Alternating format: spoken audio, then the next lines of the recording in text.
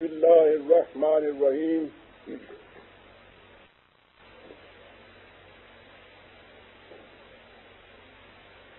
وہ راز خلقت ہستی، وہ معنی کونین،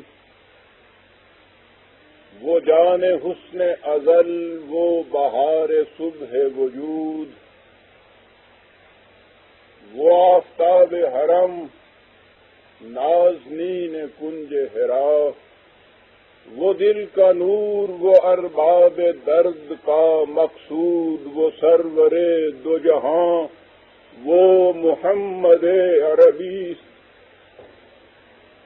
بروح اعظم و پاکش درود لا محدود، ان اللہ و ملائکتہ یصلون علی النبی یا ایھا الذین آمنوا صلوا علیہ وسلموا تسلیما۔ عزیزان گرامی قدر، سلام و رحمت۔ ربیع الاول کا مقدس مہینہ نور و نکہت کی ہزار جنت سامانیاں اپنے جلاؤ میں لیے پھر وجہ تابانی عالم ہوا۔ جیسا کہ میں ان تقاریب میں اکثر کہا کرتا ہوں، امت مسلمہ کے لیے در حقیقت تہوار دو ہی ہے، ایک جشن نزول قرآن کریم کہ جسے عام طور پر عید الفطر کہا جاتا ہے، اور دوسرا عید میلاد النبی صلی اللہ علیہ وسلم۔ اور اصل یہ ہے کہ یہ دونوں تہوار بھی ایک ہی سکہ کے دو رخ اور ایک ہی حقیقت کے دو پہلو ہیں۔ قرآن حروف و نقوش میں خدا کا کلام ہے، اور سیرت صاحب قرآن علیہ الصلاۃ والسلام خود قرآن کی محسوس تعبیر اور درخشندہ تفسیر ہے۔ سیرت طیبہ کی یہی خصوصیت تھی جس کی وجہ سے اس کے اصولی گوشوں کو خود قرآن کریم نے اپنے دامن میں سمیٹ لیا اور ابد تک کے لیے محفوظ کر دیا۔ قرآن کریم میں سیرت نبی اکرم صلی اللہ علیہ وسلم کے یہ تفصیلی گوشے کس قدر اور کس انداز سے محیط ہیں، میں نے اپنی کتاب سیرت طیبہ پہ معراج انسانیت کے نام سے جو شائع کی، آپ اس میں دیکھیں گے ضخیم تختی کی قریباً 600 صفحات کی کتاب، اور اس کا اسلوب ہی یہ ہے کہ اوپر قرآن کی آیت ہے اور نیچے پھر اس کی تفصیل احادیث اور تاریخ کی روح سے، اور پوری کی پوری سیرت اس انداز سے مکمل ہو گئی ہے۔ اس لیے جو میں نے عرض کیا کہ خود سیرت طیبہ کے یہ اہم گوشے قرآن کے اندر مل جاتے ہیں ہمیں، تو یہ وہ چیز ہے کہ ان دونوں چیزوں کو سامنے رکھنے سے قرآن کی تعلیم اگر بسیط حقائق کی شکل میں سامنے آتی ہے تو سیرت طیبہ ہمیں یہ بتاتی ہے کہ اس قرآن کو انسانی دنیا میں محسوس متشکل انداز میں کیسے پیش کیا جا سکتا ہے۔ یہ وجہ ہے جو میں نے کہا کہ یہ دونوں تہوار بھی در حقیقت ایک ہی حقیقت کے دو رخ ہیں۔ ہمارے ہاں کچھ عرصہ سے اس تقریب یعنی عید میلاد النبی کو بڑے جوش و خروش سے منایا جاتا ہے، لیکن جیسا کہ ہر اس قوم کے ہاں ہوتا ہے جو اپنے معاملات پر علم و بصیرت کی روشنی میں غور و فکر کرنے کے بجائے انہیں جذبات کے طوفانوں میں بہا دے، یہ ایسی عظیم نادر روزگار تقریب انہی معاف رکھیے گا سطحی جذبات کی نظر ہو کر رہ گئی ہے۔ آپ ان جلوسوں سے قطع نظر کہ جو بازاریت کا ہر گوشہ اپنے ساتھ لیے ہوئے ہوتے ہیں، میلاد کی مجلسوں میں چلے جائیے، وہاں بھی آپ دیکھیں گے کہ بڑی خوش عقیدگی سے نعتیں پیش کی جاتی ہیں۔ عقیدت تو ضرور ہوتی ہے، لیکن آپ نے دیکھا ہوگا کہ ان کے مضامین کیا ہوتے ہیں، وہی زلف و خط و خال اور پری پیکر اور لالا نگارے اور لالا رخسارے، تمام اشعار انہی چیزوں سے بھرے ہوئے ہوتے ہیں۔ وہ دنیا کی کسی عظیم انقلاب آور ہستی کی سیرت کی تفاصیل نہیں ہوتی، ان میں ان موتیوں کی جھلک نظر نہیں آتی۔ آپ کو عام تغزل کا انداز اس میں دکھائی دیتا ہے، اور پھر اب تو ان کی دھنیں بھی سنیما کے گیتوں کے انداز سے مرتب کی جاتی ہیں۔ اگر آپ کسی وقت آنکھیں بند کر کے بیٹھ جائیں تو آپ کو تمیز ہی نہ ہو سکے کہ آپ میلاد کی مجلس میں بیٹھے ہیں یا سنیما ہال میں بیٹھے ہیں۔ دکھ ہوتا ہے اس چیز کو دیکھ کے کہ ایسی عظیم تقریب اسے ہم اپنے جذبات کی تفریق میں کس مقام پر لے آئے ہیں۔ اور اگر آپ وہاں سے اٹھ کر واز کی محفلوں میں آ جائیں تو وہ ان چیزوں کی تردید کر رہے ہوں گے، لیکن اپنے ہاں کیا بیان کر رہے ہوں گے؟ وہ اسرائیلیات کی خرافات، وہ ما فوق الفطرت سے حوادث و واقعات، اور اس سے ذرا اور آگے بڑھ جائیے تو پھر ان کا انداز یہ کہ وہی جو مستوی عرش ہے خدا ہو کر اتر پڑا وہ مدینے میں مصطفیٰ ہو کر، معاذ اللہ معاذ اللہ، یہ کیفیت وہاں ہوتی کہ اگرچہ ظاہر میں وہ عرب ہے مگر حقیقت میں عین رب ہے۔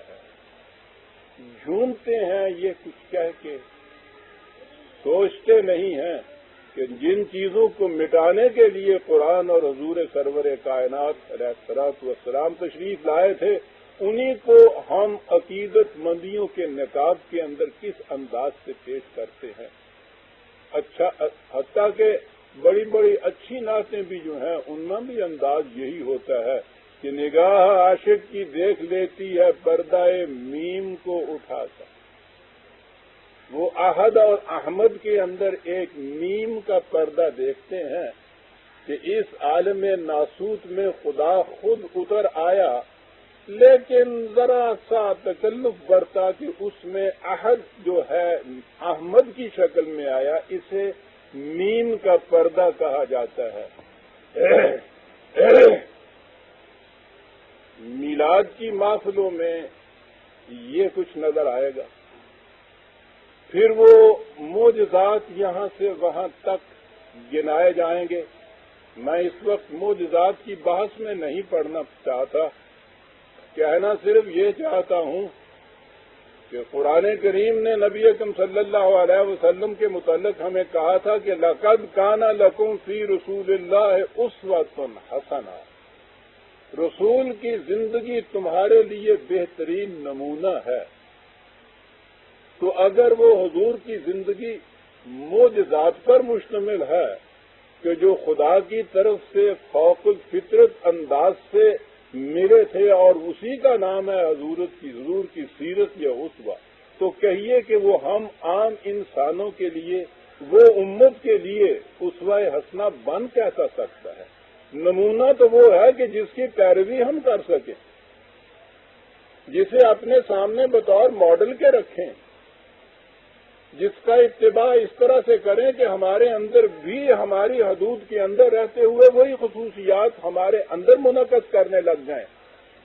اور اگر وہ سب کچھ مافوق الفطرت ہے، وہ سپر نیچرل ہے، تو ہم لوگ جو نیچر کے قوانین کے تابع زندگی بسر کر رہے ہیں، ہم سے تو ان چیزوں کا ظہور میں آنا ممکنات میں ہی سے نہیں ہے، تو ہمارے لیے وہ زندگی اسوہ کیسے بن سکتی ہے؟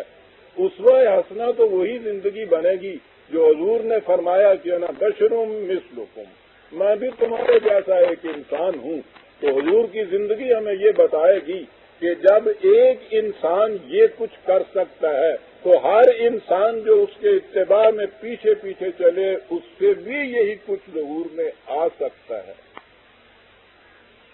حضور کی سیرت طیبہ ہمارے لیے اسوہ حسنہ بننے کے لیے تھی، اس لیے اس کے وہی گوشے سامنے آنے چاہیے، اور وہی گوشے کیا، وہ سیرت ہے ہی مرتب انہی گوشوں کے اوپر کہ جو عام انسانوں کے لیے اور قیامت تک کے لیے، ہر قوم کے لیے، ہر ملک کے لیے ایک بہترین ماڈل اسوہ حسنہ بن سکے۔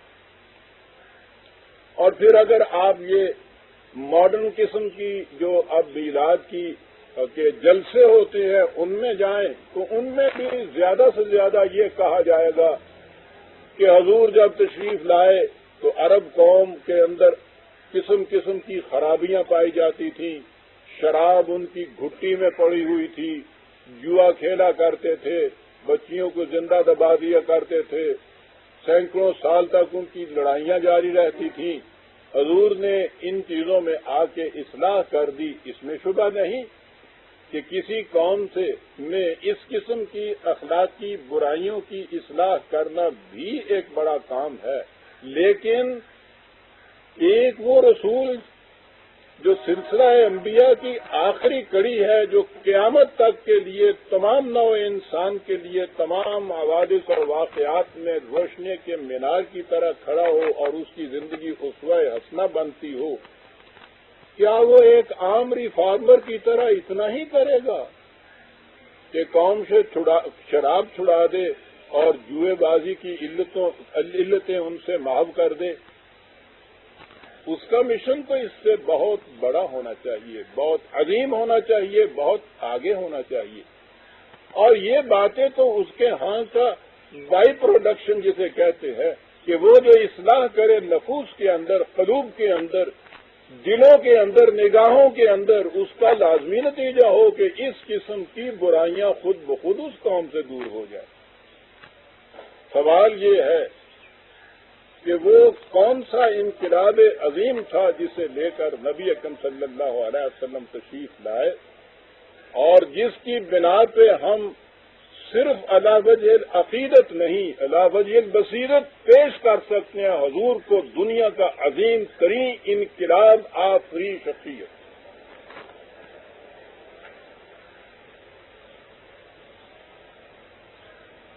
حضور عالم انسانیت میں ایک عجیب انقلاب لائے تھے،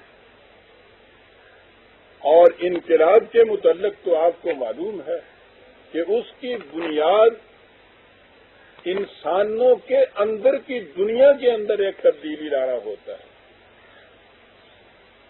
خارج میں انقلاب تو اس اندرونی تبدیلی کے محسوس علامتیں ہوتی ہیں، دلوں کی دنیا کے اندر ایک تبدیلی پیدا کرنا ہوتا ہے، اور دلوں کی دنیا کے معنی یہ ہے کہ انسانوں کے عقائد، نظریات، تصورات جس قدر محرکات ہوتے ہیں انسان کے اعمال کے، ان کی بنیادوں کے اندر ایک تبدیلی پیدا کر دی جائے۔ پانی کے ایک ساتھ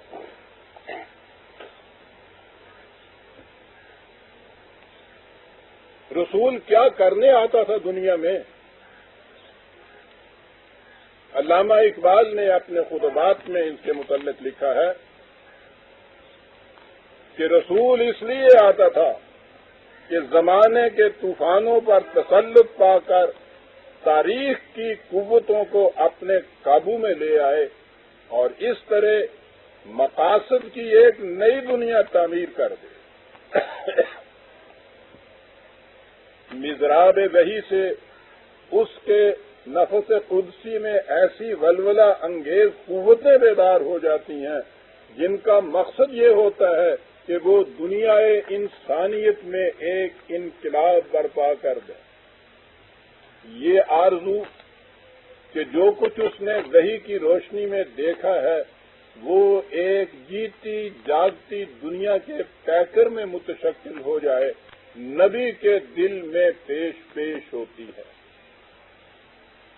اس لیے ایک صاحب وحی کے تجربے کی قدر و قیمت جاننے کا طریق یہ بھی ہوتا ہے کہ دیکھا جائے کہ اس نے انسانیت کو جس قالب میں ڈھالا ہے وہ کیا ہے، اور اس کے پیغام کی روح سے جس قسم کی دنیا ثقافت ابھر کر سامنے آ گئی ہے وہ کس انداز کی ہے۔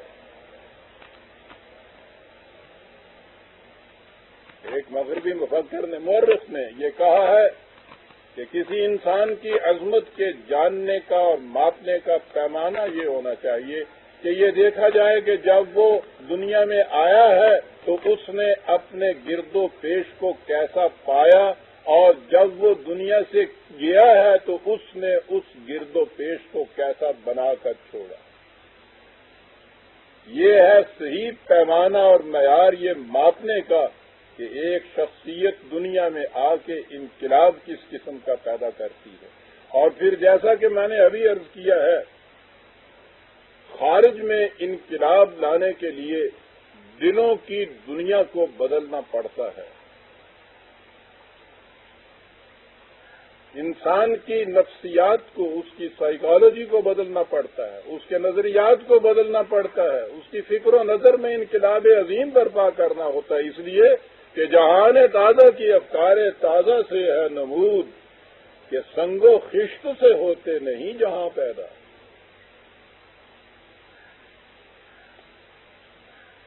وہ رسول آتا ہے اور دنیا کے مروجہ اعتقادات، نظریات، تصورات، خیالات کو ایک ایک کر کے لیتا ہے اور ان کی بنیادوں تک کو اکھیڑ کر ان کی جگہ جدید تصورات و نظریات کی دنیا بساتا ہے۔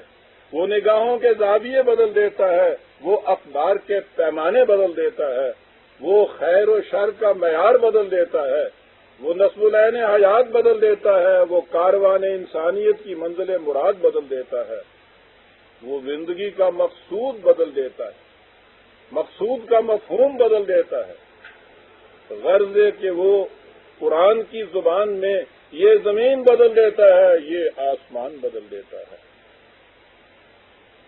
اور ان کی جگہ ایک نئی زمین کی تخلیق کرتا ہے، ایک نیا آسمان وجود میں لاتا ہے۔ اس کی نگاہ انسانی فکر کی دنیا میں زلزلہ پیدا کر دیتی ہے، جس سے ہر بنائے کہنا ویران ہو جاتی ہے، اور اس تخریب کے بعد وہ فکر و نظر کے ان ویرانوں میں دنیا تصورات کی ایک نئی جنت آباد کرتا ہے۔ یہ ہے وہ انقلاب عظیم جو ایک رسول لاتا ہے۔ آپ سمجھ لیجئے کہ کسی کے نظریات اور معتقدات کو بدلنا کس قدر مشکل ہوتا ہے۔ اس کا عملی تجربہ کرنا ہو تو آپ کسی ایسے دوست کو جس کے معتقدات آپ کے خلاف ہوں، اس دوست سے آپ اس کی کوئی عزیز ترین عطا مانگیے تو وہ ہنس کر خوشی سے خندہ پیشانی سے آپ کے حوالے کر دے گا، لیکن اگر آپ اس کے کسی عقیدے کے خلاف کبھی کوئی ایک لفظ بھی کہیں گے تو آپ دیکھیں گے کہ مدتوں کی دوستی ایک دن میں ٹوٹ جائے گی۔ یہ تو ایک فرد کے متعلق بات ہوئی، اور وہ بھی اس کے متعلق جو دوست ہے آپ کا۔ آپ سوچئے کہ دشمنوں کے ایک اجتماع میں گھرا ہوا انقلاب آفری پیغمبر ان کے تمام معتقدات و نظریات کے خلاف آواز اٹھاتا ہے اور ان کی جگہ نئے تصورات ان کو دینا چاہتا ہے. آپ دیکھتے ہیں کہ یہ کس قدر ہمت طلب مرحلہ ہوتا ہے. یہی تھا ذمہ داری کا وہ بوجھ جس کے سلسلے میں اللہ تعالیٰ نے خود نبی اکرم صلی اللہ علیہ وسلم کو مخاطب کر کے کہا کہ وَوَضَعْنَا عَنْكَ وِزْرَكَ الَّذِي أَنقَضَ ظَهْرَكَ. تیری 23 سال کی تگ و تاز کا نتیجہ یہ ہے کہ وہ ذمہ داریوں کا بوجھ جس نے تیری کمر کو توڑ رکھا تھا وہ ہم نے اتار دیا. آپ غور فرمائیے کہ یہ ذمہ داریوں کا بوجھ نبی اکرم صلی اللہ علیہ وسلم جیسی شخصیت ان کی کمر قرآن کے الفاظ میں کہ ان کی کمر کو توڑنے والا یہ بوجھ تھا. یہ بوجھ کیا تھا جو ابھی ابھی میں نے عرض کیا ہے کہ ایک دنیا کے تصورات و نظریات و معتقدات کو بدل کر ان کی جگہ نئے تصورات اور معتقدات ان کو دے. یہ تھا وہ انقلاب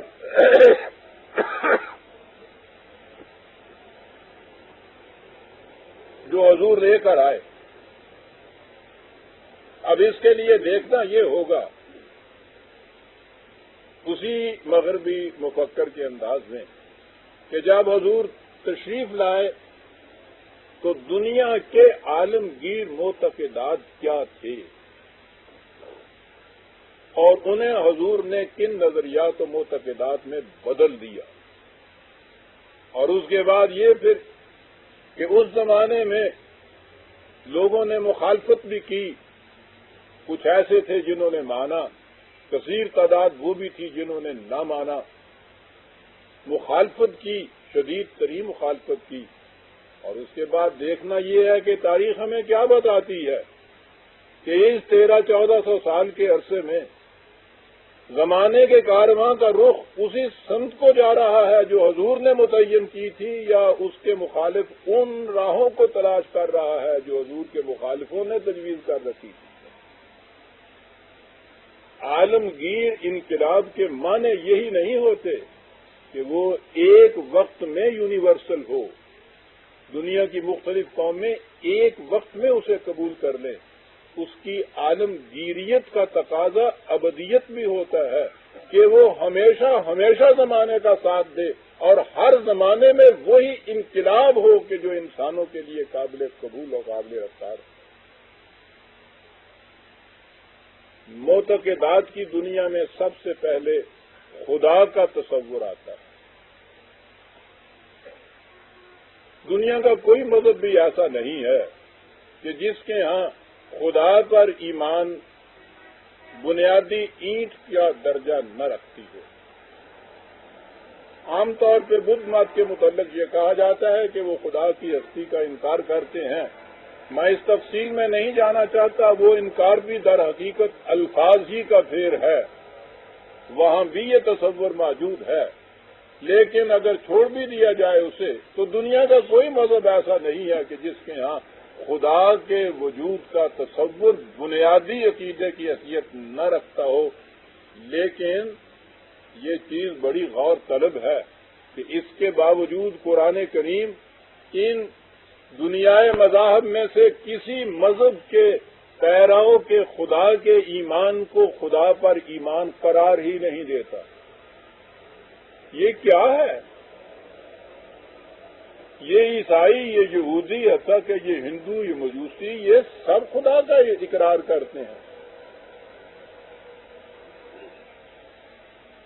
لیکن قرآن ان کے ایمان کو ایمان نہیں مانتا. کیوں نہیں مانتا؟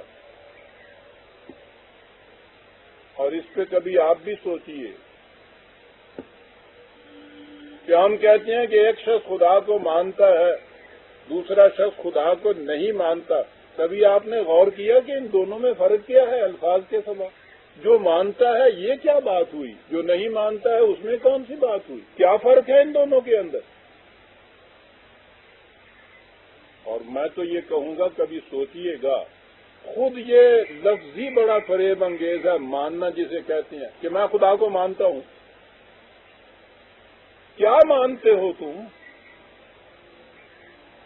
اتنی سی بات کہ خدا ہے، یہ کیا ماننا ہوا؟ یہ کیا فرق پڑا ہے اس میں اگر ایک کہتا ہے کہ خدا نہیں ہے، دوسرا کہتا ہے خدا ہے؟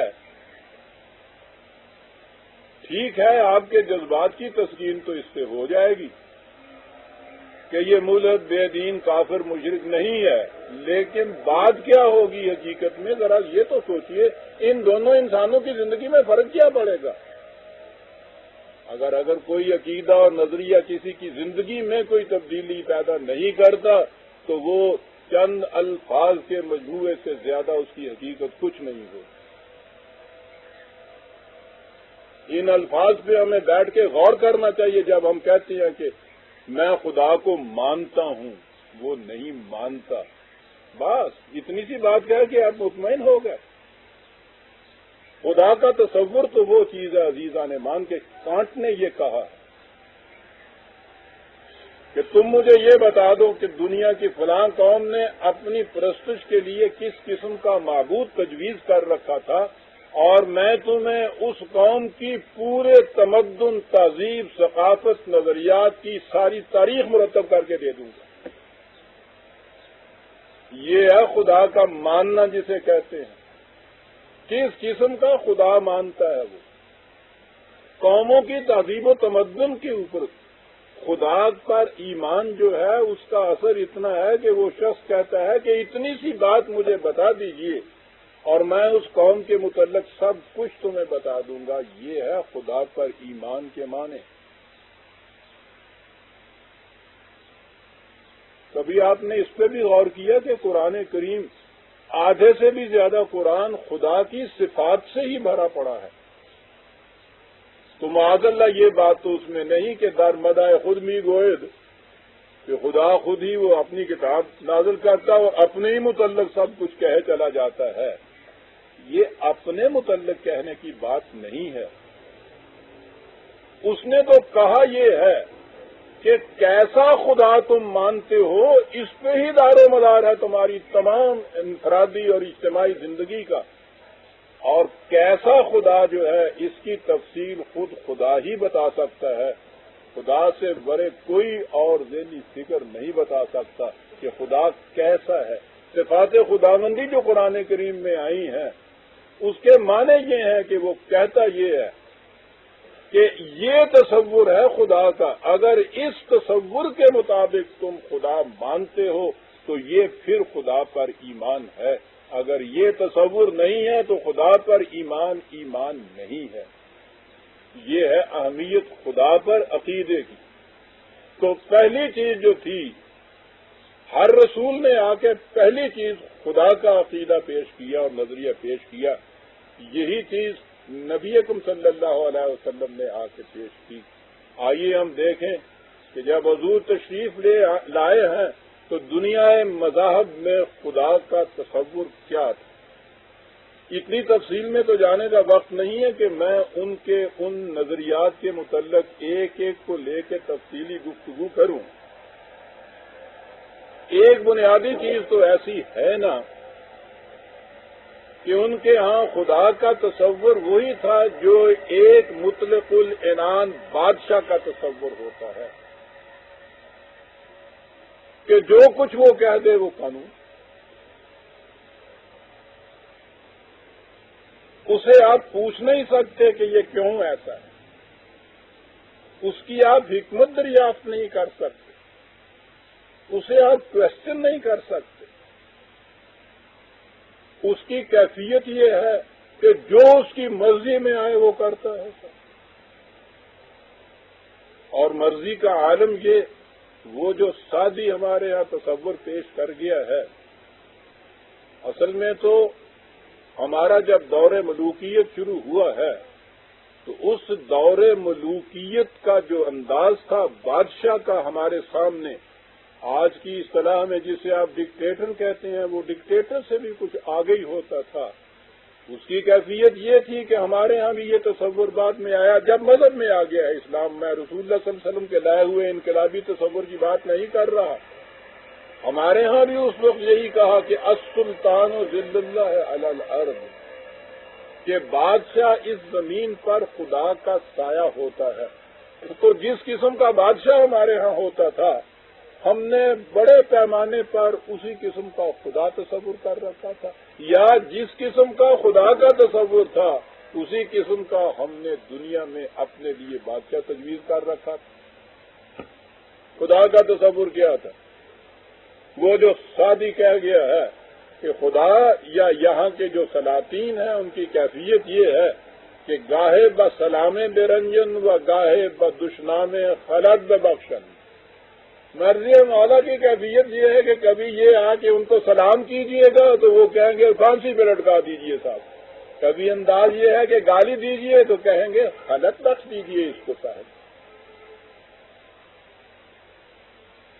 ہر چیز ان کی خوشی کے اوپر منحصر، ان کے غصے کے اوپر منحصر. نتیجہ اس کا یہ کہ تصور یہ آ گیا کہ اپنے مولا کو راضی کر لو، اپنے خدا کو خوش کر لو. یعنی اسے اگر خوش کر لو گے تو پھر سب کوئی ٹھیک ٹھاک ہے.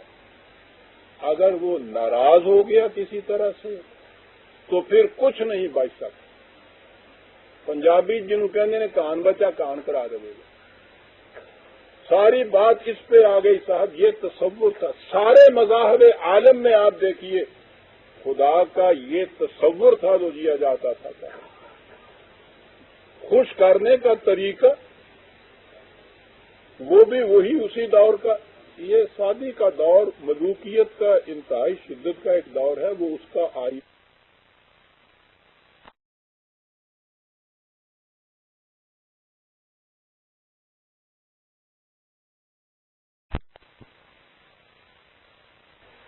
الفاظ میں فرق ہے. یہ منتیں، یہ نذرانے، یہ کیا ہیں؟ درخواستوں کے نیچے یہ سنہری روپہلی پہیے لگائے ہوئے ہوتے ہیں. یہاں بھی لگانے پڑتے ہیں، خدا تک درخواست پہنچانے کے لیے بھی لگانے پڑتے تھے. آپ دیکھتے ہیں کہ جو بات ہم کہتے تھے سب خدا کو مانتے ہیں، اصل شے یہ ہوئی کہ خدا وہ کس قسم کا ہے جس کو مانتے ہیں. اب یہ تو ہو گئے وہاں تک کے لیے. ادھر راستے میں بیٹھے ہوئے ہیں یہ سارے کے سارے جنہیں خدا کا نمائندہ یہاں کہا جاتا ہے. یکتبون الکتاب بایدیہم ثم یقولون ھذا من عند اللہ. تو خود ہی وہ یہاں فتوے لکھتے چلے جاتے ہیں اور کہتے یہ ہیں یہ خدا کا فرمان ہے. یعنی وہ یہاں اس کی نمائندگی کرتے ہوئے خود خدا بن کے بیٹھے ہوئے. یہ مذہبی پیشوائیت آپ دیکھیں گے دنیا کی ساری قوموں کے اندر یہ لا ينفق ہے. کوئی مذہب ایسا ملتا ہی نہیں آپ کو کہ جو مذہبی پیشوائیت کے بغیر خدا تک آپ کو پہنچنے دے. اور خدا کی بات تو آپ تک کہیں آتی ہی نہیں ہے. جسے اس کی طرف یہ منسوب کرتے ہیں وہ گپت ودیا ہوتی ہے، وہ انہی کے پاس ہوتی ہے. کوئی دوسرا اس دوسرے کی رسائی اس تک نہیں ہو سکتی. اگر اس کی ٹیکسٹ یا اس کا متن کہیں کسی کے سامنے آ بھی جاتا ہے تو اس کے بعد آواز آتی ہے کہ کیا کہہ رہے ہو، تمہاری جرت و جسارت خدا کا کلام اور تمہارے اس ناریل کے اندر آ جائے، کیا کہہ رہی ہے؟ اس کے لیے مخصوص بندگان خدا ہیں جو اس کا علم حاصل کر سکتے ہیں. کہیں وہ اس کے لیے 18 علوم ظواہر کے کہہ رہے ہیں اور کہیں اور آگے بڑھتے ہیں تو وہ کہتے ہیں کہ ان کے معنی باطن کے اندر اصل میں ہوتے ہیں. یہ ہیں وہ لوگ کہ جن کا دعویٰ یہ ہوتا ہے کہ منز قرآن مغز را برداشت نہ استخا پیشے سگان داخت. ہم نے قرآن کا مغز جو ہے باطنی چیزیں جو ہیں وہ ہم نے لے لی ہیں. معاذ اللہ یہ جو تم الفاظ و حروف کا قرآن لیے پھرتے ہو معاذ اللہ، یہ تو ہڈیاں ہیں چچوڑی ہوئی جو ہم نے ڈال دی ہیں کتوں کے ہیں۔ اور یہ سارا کچھ کس لیے؟ ذاتی مفاد کی خاطر۔ اب مفاد پرست گروہ جو ہے وہ ان کے پیچھے آ گیا، یہ تین افنون ثلاثہ بن گیا۔ ایک بادشاہ ملوکیت کی شکل کا، اس کی نمائندگی کا، جسے قرآن نے داستان بنی اسرائیل میں فرعون کہہ کر پکارا ہے۔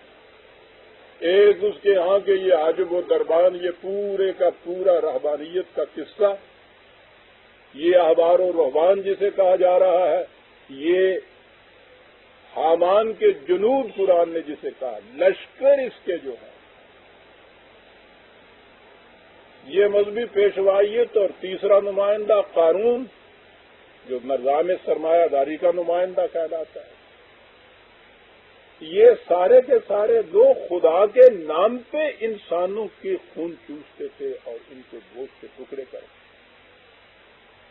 یہ جو آپ کے یہاں جگن ناتھ کا رتھ مشہور ہے، وہ تو ایک اس کی ظاہرہ شکل ہے۔ یہ واقعہ ہے جگن ناتھ جی پوری کے مندر کے اندر جو وہ رتھ ہے، کوئی 2-3 منزل اونچا، اتنا بڑا، اس کے پہیے کے نیچے تو ہاتھی آ جائے تو کچلا جائے۔ اس کا جب غنیمت ہے سال میں ایک مرتبہ ہی اس کی یاترا کے لیے جلوس نکلتا ہے، اس کے نیچے انسان لیٹ کے کچلے جاتے ہیں، خود اپنے آپ کو پیش کرتے ہیں۔ مورتیوں کے سامنے بچوں کو ذبح کرنا تو یہ عام چیز ہے، اور اگر اس معصوص شکل کے اندر جسم انسانی نہ بھی کچلا جائے تو ذہن انسانی تو ہر خدا کی رتھ کے نیچے پہلے کچلا جاتا ہے، پھر وہ خدا پر ایمان لا سکتا ہے۔ آپ غور کیجئے عزیزان مان، یہ انسانوں کی ذہن کا تراشیدہ خدا تھا جو ساری دنیا مذہب کے اندر مستولی تھا جب نبی اکرم صلی اللہ علیہ وسلم تشریف لائے۔ ایک خدا کے تصور کے ماتحت آپ دیکھیے انسانیت پر بیتتی کیا تھی۔ پھر اقبال ہی کے الفاظ میں، اور پھر وہی میری مشکل جو بات کرتا ہے فارسی زبان میں، تو یہاں اب ہماری اگلی جنریشن مجھے اس اردو کا بھی ترجمہ مانگا کرتی ہے، اور قصور تو ہمارا ہے کہ ہم نے ان بیچاروں کو، اس حیوان ناطق کو گونگا بنا کے رکھ دیا ہے۔ بیچاروں کے پاس کوئی زبان ہی اب ان کے پاس نہیں رہی۔ بہرحال اقبال نقشہ کھینچتا ہے اس زمانے کے انسان کا کہ بود انسان در جہاں انسان پرست۔ خدا پرستی تو صرف لفظ تھی، بود انسان در جہاں انسان پرست، نا کسو نابود مندو زیر دست۔ اپنی کوئی حیثیت نہیں، کوئی انڈیویجویلٹی نہیں، کوئی پرسنالٹی نہیں، کچھ نہیں، زیر دست، محتاج بھی، محکوم بھی، غلام بھی۔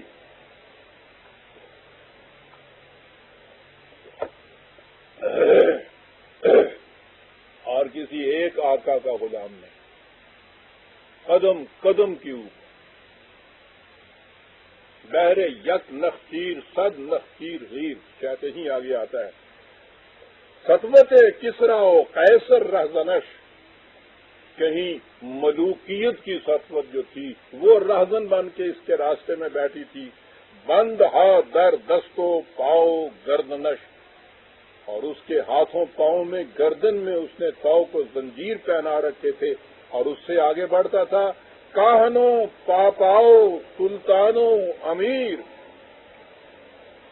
کہیں مذہبی پیشوا، کہیں پیران طریقت، کہیں سرمایہ دار، کہیں بادشاہ اور اس کے امراء اور وزراء، بہر یک نخچیر صد نخچیر گیر، ایک چھوٹا سا ممولا بیچارہ اور اتنے شکاری اس کے گرد تھے۔ یہ تھی انسان کی کیفیت کہ جب حضور نبی اکرم صلی اللہ علیہ وسلم کا ظہور قدسی اس دنیا میں ہوا، آپ نے پہلی آواز جو بلند کی وہ خدا کے تصور کے متعلق،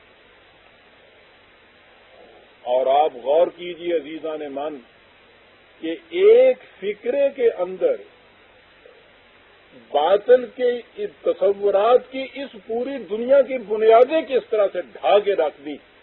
بات یہی تھی نا کہ خدا کسی قاعدے قانون کا پابند نہیں. اس کی مرضی ہے، اس کی خوشی ہے، اس کی ناخوشی ہے، اس کی رنجیتی ہے. تو جب قاعدے قانون کے مطابق کچھ نہ ہو، لا لیسنس جسے آپ کہتے ہیں، بدترین قسم کی ڈکٹیٹرشپ جسے آپ کہتے ہیں، وہ ہوتا کیا ہے کہ صاحب قاعدہ قانون کوئی نہیں ہے. خدا کے تصور میں ہم نے دیکھا ہے نا کہ اس سے پیشتر یہی چیز تھی. حضور تشریف لے آئے اور آپ سے مراد یہ ہے اللہ تعالیٰ نے جو وحی آپ کے اوپر بھیجی تھی، یہ وہ چیزیں ہیں. چونکہ وہ رسول اللہ صلی اللہ علیہ وسلم کی وساطت سے دنیا کو ملی، تو پہلی چیز تو یہ ہے کہ ہم ان انقلابی پیغامات کو نبی اکرم صلی اللہ علیہ وسلم کے اس لیے کہتے ہیں کہ حضور کی وساطت سے خدائی پیغامات ملے. اور اگلی چیز یہ ہے کہ حضور نے اس پر عمل کر کے خود دکھا دیا کہ اس کا انداز یہ ہوگا.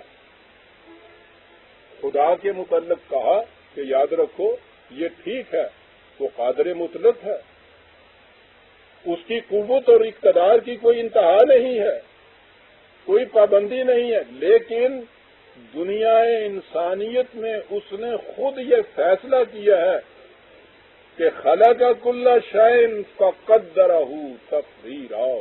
اس نے یہ تمام کائنات پیدا کی اور پھر قوانین مقرر کر دیے ہر شے کے لیے. آپ دیکھتے ہیں قانون مقرر کرنے والا خدا. کانا امر اللہ قدرم مقدورا. خدا کا حکم جو تھا اس کی پہلی وہ کائنات کے اندر جسے عالم امر کہتے ہیں، وہاں امر تھا، صرف اس کا حکم تھا.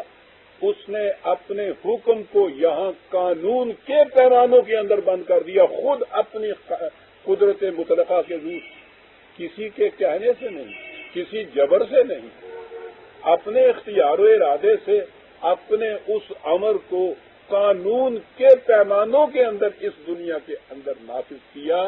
اور پھر اس کے بعد جب ایک دفعہ قانون بنا کے نافذ کر دیا تو جیسا کہ قانون کے احترام کرنے والے کا انداز ہونا چاہیے. عزیزان من، مطلق قوتوں کا مالک خدا، اور اعلان یہ کہ وَلَن تَجِدَ لِسُنَّتِ اللَّهِ تَبْدِيلًا. تم ہمارے ان قوانین میں کبھی تبدیلی نہیں پاؤ گے.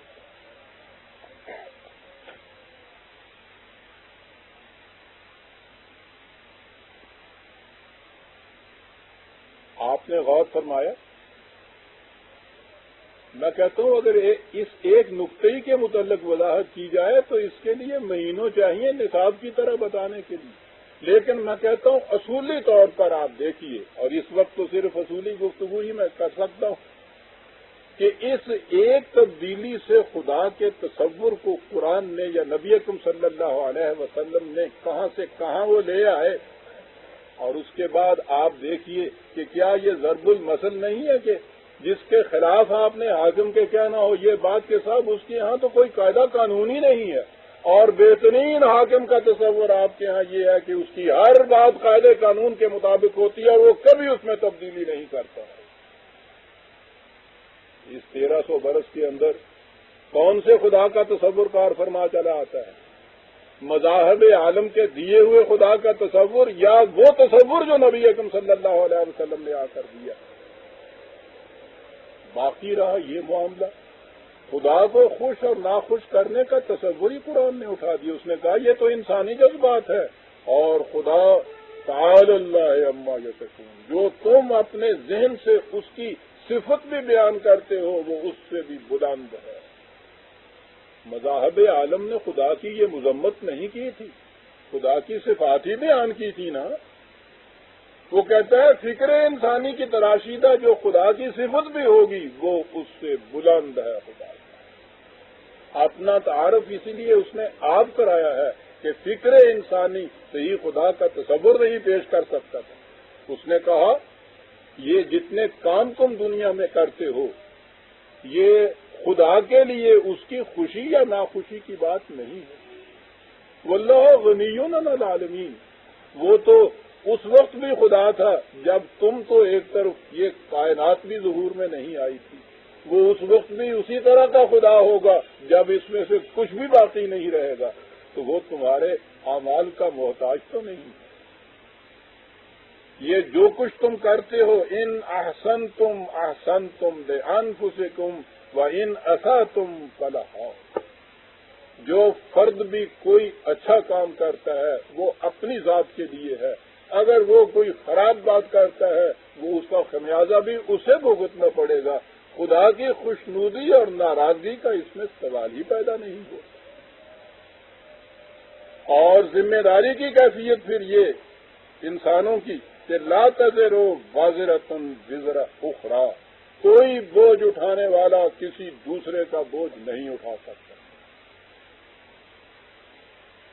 قانون کی کار فرمائی کی کیفیت یہ کہ لا تجزی نفس عن نفس شیئا ولا يقبل منها شفاعۃ ولا یؤخذ منها عدل ولا هم ينصرون، قانون کے مقابلے میں کوئی فرد کسی دوسرے فرد کے کسی کام نہیں آ سکتا، اس میں کسی کی سفارش قبول نہیں کی جا سکتی، اس کا معاوضہ نہیں لیا جا سکتا، کسی طرح سے کوئی بدلہ نہیں لیا جا سکتا، اور کوئی اس کی مدد نہیں کر سکتا جو قانون کی روح سے مجرم قرار پا جائے۔ غور فرماتے ہیں کہ ایک بنیادی تصور جو تھا خدا کا، اس میں اس تبدیلی سے اس دنیا انسانیت کو کہاں سے کہاں لے آیا یہ انقلاب بڑے عظیم، اور اسی کی تشریح اور تفسیر میں عام دنیا کے لوگوں کو تو ایک طرف رہا۔ آپ کو یاد ہے جیسا کہ یہ چیز حدیث میں آ رہی ہے روایت میں کہ حضور نے اپنی اس عرضی زندگی کے آخری سانس میں اپنی بیٹی اور اپنی پھوپھی سے یہ کہا تھا، فاطمہ اور صفیہ یاد رکھو، خدا کے ہاں محمد کی بیٹی ہونا تمہارے کسی کام نہیں آ سکے گا، وہاں صرف تمہارے اپنے اعمال کام آئیں گے۔ یہ ہے وہ شے جو اسوہ حسنہ بنتی ہے ہمارے لیے۔ جو شخص اپنی چہیتی بیٹی کو بھی آخری وصیت یہ کرتا ہے کہ محمد کی بیٹی ہونا تمہارے کسی کام نہیں آ سکتا، تمہارے اپنے اعمال ہیں جو خدا کے میزان میں وزن والے ہیں، اور نہیں عزیزان مان اس سے آگے بڑھتی۔ یہ تو بیٹی کے متعلق کہا تھا، خود حضور نبی اکرم صلی اللہ علیہ وسلم کی زبان مبارک سے یہ اعلان کرایا گیا کہ ان سے کہہ دیجئے، عظیم اعلان ہے عزیزان مان دنیا کے اندر۔ یاد رکھیے، دنیا کے مذاہب کی دنیا میں خدا کے متعلق تو ایک طرف رہی بات، بادشاہ کے متعلق بھی یہ تصور دیا جاتا ہے کہ a king can make no mistake, بادشاہ غلطی نہیں کر سکتا۔ سلاطین قانون کے گرفت سے بالا قرار دیے جاتے تھے، یہاں اتنی عظیم مملکت کا فرما روا بھی ہے، خدا کا رسول بھی ہے، اعلان یہ کرتا ہے کہ انی اخاف ان عصیت ربی عذاب یوم عظیم۔ تم تو ایک طرف، اگر میں بھی خدا کے قانون کی خلاف ورزی کروں تو میں بھی اس کی گرفت سے نہیں بچ سکتا، میں ڈرتا ہوں اس کے عذاب اور اس کی سزا سے۔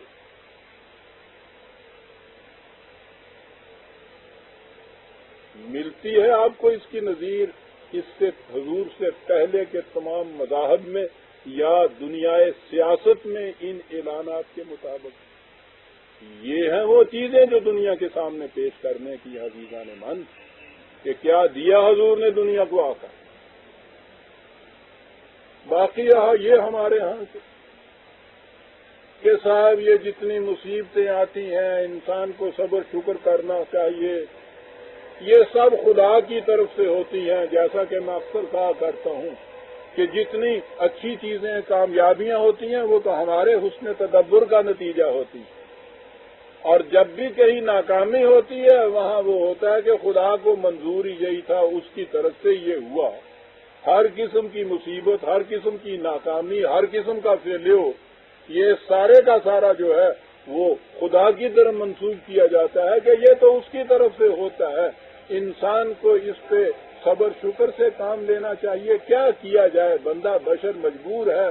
وہ تو قادر مطلق ہے، یعنی وہ ہر قسم کی مصیبتیں اس کی طرف سے نازل ہوتی رہتی ہیں. یہ ذمہ دار اس میں نہیں ہوتا.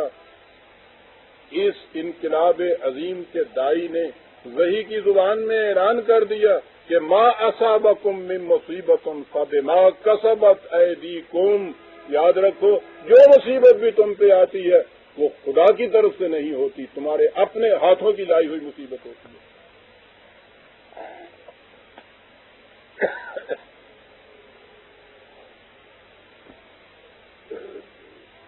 خدا کے متعلق یہ تصور کرنا کہ وہ مصیبتیں نازل کرتا رہتا ہے، وہ انسانوں پہ ظلم کرتا رہتا ہے. کہتا ہے وَمَا ظَلَمَهُمُ اللَّهُ وَلَٰكِنْ أَنفُسَهُمْ يَظْلِمُونَ.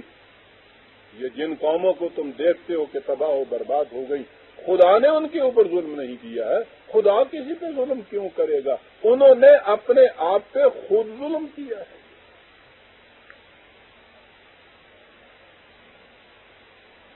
اور آگے ہم چلتے ہیں، پھر وہی فکرہ ہمارے یہاں کہ خدا کو اگر منظور ہوتا تو یہ ہوتا. یہ یوں ہو گیا، خدا کو ایسا منظور ہی نہیں تھا. یہ عقیدہ بھی مسلمہ تھا تمام مذاہب کے اندر کہ وہی ہوتا ہے جو منظور خدا ہوتا ہے. میں مذاہب عالم کے متعلق جو کہہ رہا ہوں، حضور سے پہلے کی بات، آپ دیکھیں گے کہ یہ تو سب کچھ ہمارے ہاں آج بھی ہو رہا ہے. ہم بھی تو مذاہب کی سطح کے اوپر اتر آئے ہوئے ہیں. ہم تو درمیان میں اس دور کی بات کر رہے ہیں کہ یہ مذہب نہیں، جب دین لائے تھے حضور، انقلاب لائے تھے جو حضور، ہم اس کی بات کرنے کے لیے آج یہاں جمع ہوئے ہیں. اپنی حالت آپ دیکھتے چلے جائیے کہ جن چیزوں میں انقلاب و تبدیلی پیدا کرنے کے لیے حضور تشریف لائے تھے، اس کے بعد سب کچھ ہمارے ہاں آج وہی ہو رہا ہے. یہ ایک دوسری بات ہے. بات یہ تھی کہ دنیا مذاہب میں خدا کے متعلق یہی تھا نا کہ اگر اس کو منظور ہوتا تو ہم نہ یہ کرتے. بظاہر نظر آتا ہے کہ یہ تو بڑی بات ہے خدا کے لیے ماننا کہ واقعی ہر چیز جو اس کو منظور ہوتا ہے وہ سب کچھ ہوتا ہے. حضور نے وحی کے الفاظ میں آ کے اعلان کیا کہ سَيَقُولُونَ الَّذِينَ أَشْرَكُوا، یہ لوگ جو شرک کرتے ہیں، ان سے اگر تم کہو گے کہ تم ایسا کیوں کرتے ہو، سَيَقُولُ الَّذِينَ أَشْرَكُوا لَوْ شَاءَ اللَّهُ مَا أَشْرَكْنَا وَلَا آبَاؤُنَا وَلَا حَرَّمْنَا مِنْ شَيْءٍ. کہا ان سے کہو گے تو یہ کہیں گے کہ صاحب بندہ تو مجبور ہے، یہ تو خدا ہے جو کچھ کرتا ہے، اس کو اگر منظور ہوتا تو ہم ایسا کرتے ہی نہیں. یہ تو اس کے حکم سے سب کچھ ہوتا ہے، یہاں تو پتہ نہیں ہل سکتا اس کے حکم کے خلاف. کہا کذالک کذب الذین من قبلہم، جھوٹ ہے یہ جو کچھ کہتے ہیں، انہوں نے نہیں کہا، ان سے پہلے بھی اہل مذاہب یہی کچھ کہتے چلے آ رہے ہیں. اور یہ تو عام عقیدے کی بات یہ کہی. رزق کے معاملے میں تو یہ بات بالکل آج بھی یوں کہی جاتی ہے جیسے پاؤں تولا سونا مچھی، پکی بات ہے. رزق کی بست و خوشاک تو خدا نے اپنے ہاتھ میں رکھی، جسے چاہے وہ امیر بنا دے، جسے چاہے غریب بنا دے. صاحب اس کے خلاف زبان پہ حرف شکایت لانا خدا کے خلاف اعلان جنگ ہوگا. گویا جسے وہ غریب رکھنا چاہتا ہے اس کے لیے یہ کوشش کرنا کہ اس کی غریبی دور ہو جائے، تو گویا یہ تو خدا کے خلاف جنگ ہے کہ وہ اسے غریب رکھنا چاہتا ہے، تم اسے امیر بنانا چاہتے ہو.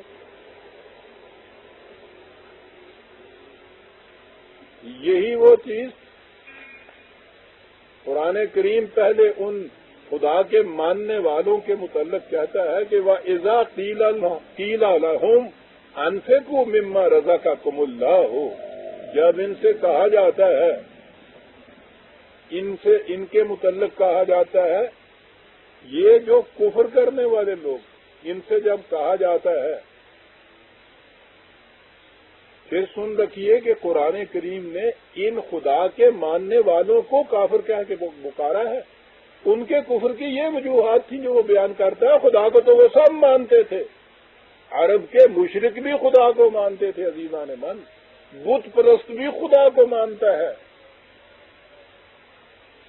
جب ان سے کہا جاتا ہے کہ بھائی یہ لوگ جو غریب ہیں، محتاج ہیں، وہ اس قابل نہیں ہے کہ اپنی ضروریات زندگی پوری کر سکیں، معذور ہو گئے ہیں، مسکین ہو گئے ہیں، ان کی ضروریات پورا کرنے کے لیے تمہارے پاس جو تمہاری ضروریات سے فاضل ہے وہ اس کو دو. قال الذین کفروا، غور کیجئے گا، کافر کا لفظ آیا ہے. یہ سب خدا کو ماننے والے تھے. یہ لوگ جو کفر کرتے ہیں خدا سے، کس بات سے کفر کرتے تھے؟ خدا کی صحیح صفات کو نہیں مانتے تھے. کہتے یہ ہیں للذین آمنوا، ایمان والوں سے. اب یہ ہوئے ایمان والے. نطعم من لو یشاء اللہ اطعمہ، تم کیا کہتے ہو ہمیں؟ جنہیں خدا نہیں روٹی دینا چاہتا انہیں ہم روٹی دیں. توبہ توبہ، معاذ اللہ معاذ اللہ، توبہ، ایسی بات ہو سکتی ہے سر؟ ساری دنیا کے اندر یہ مسلمان عزیزان مان، غریبی اور امیری خدا کے ہاتھ میں. اس کے بعد یہ منطقی نتیجہ ہے اس کا، یہ لاجیکل انفرنس ہے اس کی کہ اگر اس کے ہاتھ میں ہے تو جسے اس نے محتاج اور غریب بنایا ہے اس کی محتاجی اور غریبی کو دور کرنے کی کوشش خدا کے خلاف اعلان جنگ ہے. یہی وہ بات انہوں نے کہی. کہا ان سے کہو ان انتم الا فی ضلال مبین، کتنی کھلی ہوئی گمراہی کے اندر ہو تم لوگ. عزیزان من، جس چیز کو خدا کا سب سے بڑا وصف بیان کیا جاتا تھا، جو ایمان یہ تھا کہ خدا کے ہاتھ میں یہ سب کچھ ہے، خدا اسے کفر قرار دیتا. حضور نے آ کر جو انقلابی آواز بلند کی وہ اس کو ضلال مبین کہہ کر پکارتا ہے. کہا یہ تنگی اور ترشی جسے تم کہتے ہو، قانون یہ ہے وَمَنْ أَعْرَضَ عَنْ ذِكْرِي فَإِنَّ لَهُ مَعِيشَةً ضَنْكًا.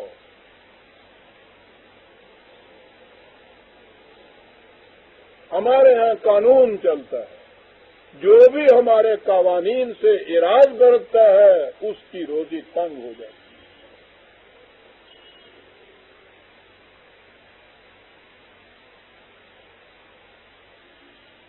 دیکھا قانون والا خدا، دیکھا آپ نے کہ وہ ایک ایک تصور جو پیچھے سے چلا آتا تھا خدا کے متعلق کس طرح سے اس کو جڑ بنیاد سے اکھیڑ کے اس کی جگہ ایک نئی عمارت استوار کی ہے جس کی بنیادیں قانون کے اوپر سے اٹھ رہی ہیں. جو ہمارے قوانین سے اعراض برتتا ہے اس کی روٹی تنگ ہو جاتی ہے.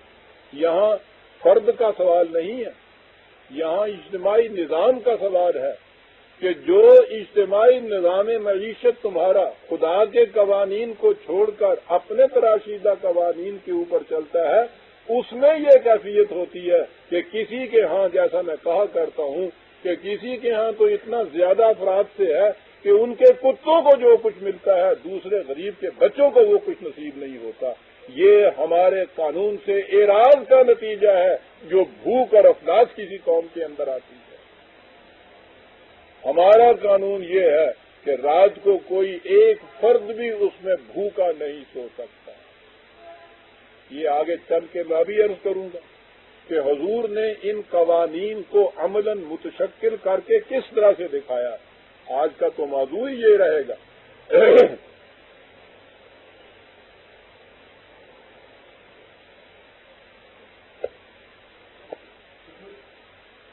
ملوکیت نے تو یہ کیا کہ رزق کے سارے ذرائع جو تھے اپنے قبضے میں لے لیے اور اپنی مرضی کے مطابق پھر ان کی تقسیم کی.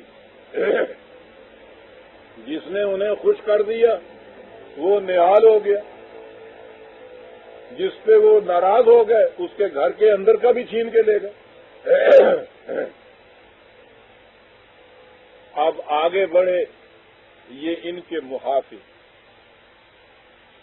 یہ آپ کے ہاں کا مذہبی پیشوائیت کا طبقہ خیال پیدا ہوا کہ جن کے ہاں رات کو کھانے پہ بھی نہیں ہے، ان کے دل میں اگر یہ خیال پیدا ہو گیا کہ صاحب ان کو اتنا کچھ مل رہا ہے، ہمارے بچے بھوکے مر رہے ہیں، تو کبھی سرکشی یا بغاوت کا خیال نہ دل کے اندر پیدا ہو جائے۔ یہ جو خیال ہے اس کو روبہ تسکین کرنے کے لیے مذہبی پیشوائیت آگے آتی ہے۔ پہلے عقیدہ کہ یہ سب خدا کا دیا۔ غریب نے اعتراض کیا کہ صاحب یہ کیسا خدا ہے، ہمیں دنیا میں بھیج دیا ہماری مرضی کے بغیر، ہم سے پوچھے بغیر، اور ساری زندگی ان مصائب و تکالیف کے اندر ہماری گزر بسر ہو رہی ہے، تو یہ سب کچھ خدا کی مرضی سے ہو رہا ہے، اس کے حکم سے ہو رہا ہے، ہم نے کیا کیا تھا؟ اور کہا بھولے بادشاہ ہو، دنیا چند روزہ ہے، اس میں ہمارے تو رغبت سانس کے ساتھ ہے، جب آدمی مر جاتا ہے دونوں چیزیں ختم ہوتی ہیں۔ دیکھو یہ کہ ابدی زندگی قیامت کے بعد جنت کی، یہ سب تمہارے حصے میں آئے گی، ان میں سے ایک آدمی بھی وہاں نہیں جائے گا، شکر کرو خدا کا کہ تم غریب ہو۔ چل تھپکیاں دے دے کہ ان کو سلانا چاہیے۔ آپ کو پتا ہے کہ اس انقلاب آفری رسول اکرم صلی اللہ علیہ وسلم کی زبان مبارک سے وحی خداوندی نے کیا کہا؟ ابھی جو میں نے آج تلاوت کی ہے آدھا حصہ ہے اس کا۔ پہلی تو یہ چیز تھی نا ومن اعرض عن ذکری فإن لہ معیشۃ ضنکا، وہ سامنے پوری آیت آگے آئے گی۔ جس نے بھی ہمارے قوانین سے اعراض برتا اس قوم کی روزی تنگ ہو گئی، اور یاد رکھو جس قوم کو فراخی سے رزق نہیں ملتا یہ نہ سمجھو کہ وہ آخرت میں جنت کی مالک ہوگی، وَنَحْشُرُهُ يَوْمَ الْقِيَامَةِ أَعْمَىٰ، اور یہ قوم قیامت کے دن بھی اندھی اٹھے گی۔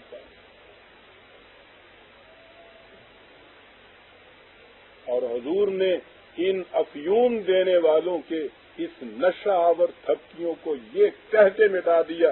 حضور نے یہ فرمایا تھا کہ الفقر سواد الوجہ فی الدارین، اسی قرآن کی آیت کی تفسیر تھی کہ یاد رکھو غریبی، محتاجی اور فقیری جو ہے دنیا اور آخرت دونوں میں منہ کالب کا باعث۔ غریبی کو خدا کی رحمت قرار دینے والے یہ تھے مذہب پرست دنیا جو لیے چلی آ رہی تھی، اور یہ تھا جو اس کے خلاف اس کی جڑیں تک کاٹ دی کہ تم ان کو یہ کہہ کے تھپکیاں دے کے سلاتے ہو کہ یہ غریبی، یہ مفلسی، یہ محتاجی، یہ فقیری، یہ گداگری خدا کی طرف سے اور باعث برکت ہے، عاقبت میں تم ہی جنت کے وارث ہو۔ حضور نے قرآن کی اس آیہ جلیلہ کی تفسیر میں یہ فرما دیا کہ یاد رکھو محتاجی اور مفلسی یہ سواد الوجہ ہے فی الدارین، دنیا اور آخرت دونوں میں کالب کا باعث، روح سیاہی کا باعث۔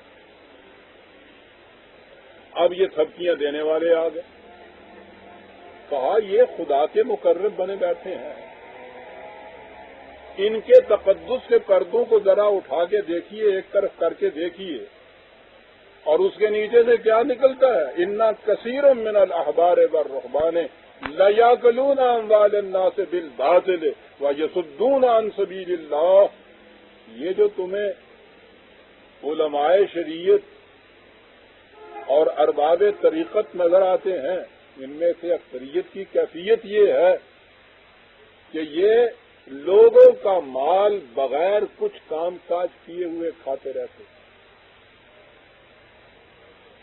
باطل ہوتا ہے کوئی چیز خود پروڈیوس نہ کی جائے۔ موسٹ ان پروڈکٹیو آپ دیکھیں گے اگر گروہ دنیا میں تو یہ مطلب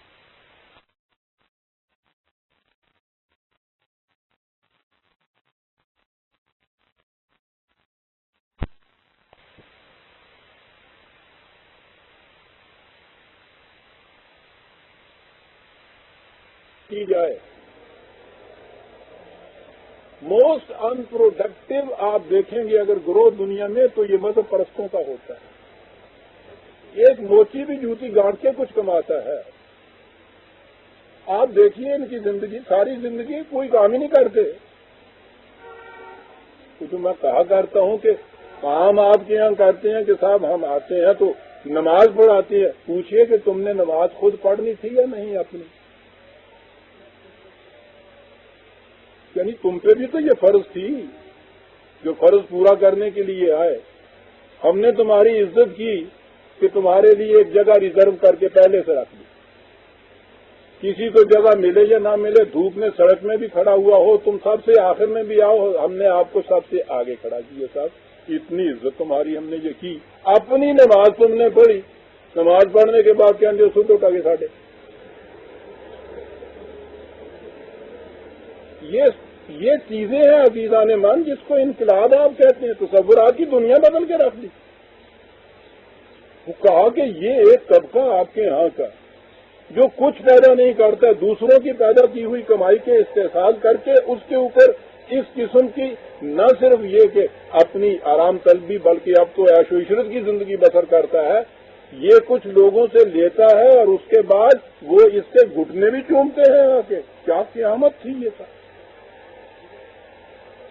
وَيَصُدُّونَ عَن سَبِيلِ اللَّهِ، یہ دعوت دیں گے کہ ہم تمہیں خدا کی طرف جانے والا راستہ بتاتے ہیں. قرآن کہتا ہے کہ سب سے بڑی رکاوٹ خدا کی طرف جانے والے راستے میں ان کا وجود ہے.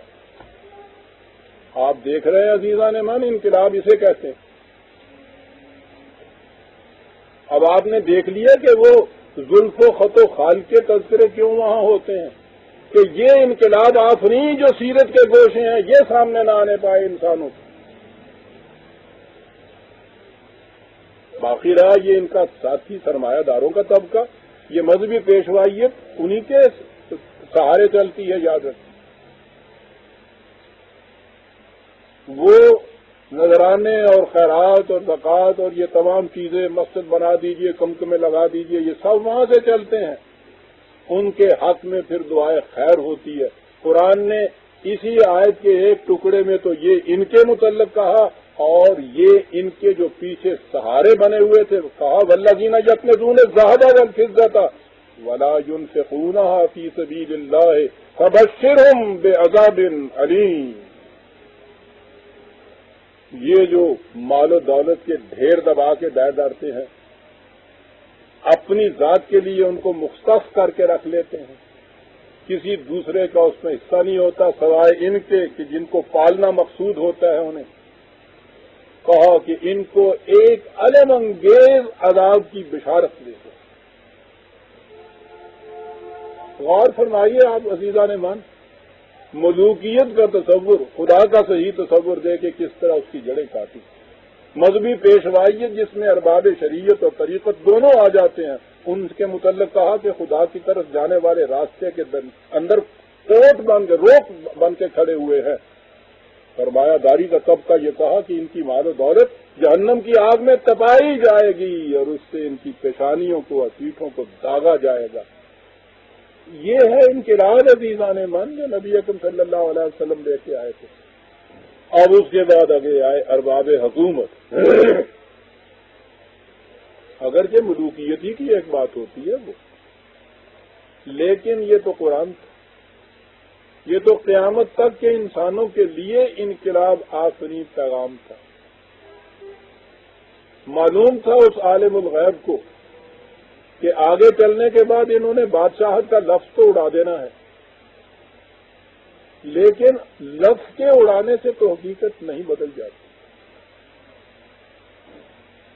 اس نے تصور یہ دیا کہ اگر حکومت کا انداز یہ ہے، اس کا لباس نقاب الفاظ کچھ بھی کیوں نہ ہو، کہ کوئی انسان یا انسانوں کا گروپ یا گروہ دوسرے انسانوں کے اوپر حکومت کرتا ہے تو یہ خدائی کا دعویٰ ہے. کسی انسان کو حق حاصل نہیں ہے. ما کان لبشر ان یؤتیہ اللہ الکتاب والحکم والنبوۃ ثم یقول للناس کونوا عبادا لی من دون اللہ ولكن كونوا ربانیین بما کنتم تعلمون الکتاب وبما کنتم تدرسون. کسی انسان کو، کسی بشر کو یہ حق حاصل نہیں ہے. اور آگے تفصیل بتا دی کہ خواہ اسے ضابطۂ قوانین اس کے ہاتھ میں ہو، کانسٹیٹیوشنل گورنمنٹ کیوں نہ ہو، اور خواہ وہ حکومت جو ہے وہ ایگزیکٹو کی کیوں نہ ہو اس کے پاس، اور آگے یہ ہے کہ خواہ اسے نبوت بھی کیوں نہ دے دی جائے، کسی انسان کو حق حاصل نہیں ہے کہ وہ کسی دوسرے انسان سے یہ کہے کہ تم میرے محکوم بنو. کسی انسان کو حق حاصل نہیں، نبی کو بھی یہ حق حاصل نہیں. انہیں کہنا یہی ہوگا کہ آؤ ہم تم دونوں مل کے اللہ والے بن جائیں، ربانیون بن جائیں. اور وہ ربانیون کیا بنے گا؟ فاحکم بینہم بما انزل اللہ، خدا کی کتاب کے قوانین کو رائج کر دیں. اور کہا یہی کفر اور اسلام میں خط امتیاز یہی ہے کہ ومن لم یحکم بما انزل اللہ فاولئک هم الکافرون. تم پوچھتے ہو کہ کافر کون ہوتا ہے اور مسلم کون ہوتا ہے؟ سیدھی سی بات ہے، جو بھی خدا کی کتاب کے مطابق حکومت کام نہیں کرتے انہیں کو کافر کہا جاتا ہے. حق حکومت انسانوں سے چھین لیا عزیزان من، اس کا نام خواہ ریپبلک رکھیے، خواہ ڈیموکریسی رکھیے، خواہ کانسٹیٹیوشنل گورنمنٹ رکھیے، جب بھی انسان دوسرے انسانوں کے اوپر حکومت کریں گے، حکومت کے کیا معنی ہے؟ انسانوں کو حق حاصل ہوگا قوانین بنانے کا دوسرے انسانوں کے لیے، تو یہ حق حکومت جو ہے قرآن نے آ کے اس کو چھین لیا. اور قرآن پر عمل کر کے دکھانے والے اس رسول نے صلی اللہ علیہ وسلم عمل اس طرح سے کیا کہ یہی نہیں تھے کہ ایک مذہبی پیشوا تھے حضور، 10 لاکھ مربع میل مملکت کے حاکم تھے، فرما روا تھے. اس زمانے میں 10 لاکھ مربع میل کچھ کم مملکت نہیں ہوا کرتی تھی، وہاں تو چھوٹی چھوٹی ریاستیں ہوتی تھیں. 10 لاکھ مربع زمین کا واحد فرما روا جسے آپ کہیں گے، اتنا بڑا حاکم. اور کیفیت یہ کہ ایک دفعہ کسی نے آپ کو خطاب کرتے ہوئے سیدنا کہہ دیا، اے ہمارے سردار، اسی وقت آپ نے روک دیا، کہا کہ سید تو صرف خدا کی ذات ہے صاحب، میں تو عبد ہوں ورسول، اور میں تو اس کا بندہ ہوں، مجھے تم نے کس طرح سے سیدنا کہہ دیا تھا. بات بڑی چھوٹی، لیکن جس طرح آنکھ کے تل میں آسمان سمویا ہوا ہوتا ہے، انہی کے اندر تو سیرت کے صحیح گوشے چمکتے نظر آ رہے ہیں. جو اپنے آپ کو باقیوں کے مقابلے میں سیدنا کہلانا بھی گوارا نہیں کرتا، وہ دوسروں کے اوپر حق حکومت جتلائے گا. اس نے کہا کہ یاد رکھو تمہیں شیطان بہکا رہا ہے، میں بھی تمہارے جیسا ایک انسان ہوں، عبداللہ کا بیٹا، خدا کا رسول. یاد رکھیے حق حکومت اور آقائی اور فرما برداری اور سیداتی اور ساداتی یہ صرف خدا کے لیے ہے. سروری زیبا فقط اس ذات بے ہمتا کو ہے، حکمراں ہے ایک وہی، باقی بتان آزری. آپ دیکھتے ہیں کہ انقلاب کتنا بڑا ہے. اور اسی لیے حضور نے جو اپنے یہ کارندے تھے حکومت کے، جنہیں ہم افسرانے والا کہتے ہیں، وہ افسر یعنی وہ تاج تو ایک الگ ہوتا ہے، افسر کے معنی بھی تو تاج ہی ہوتا ہے.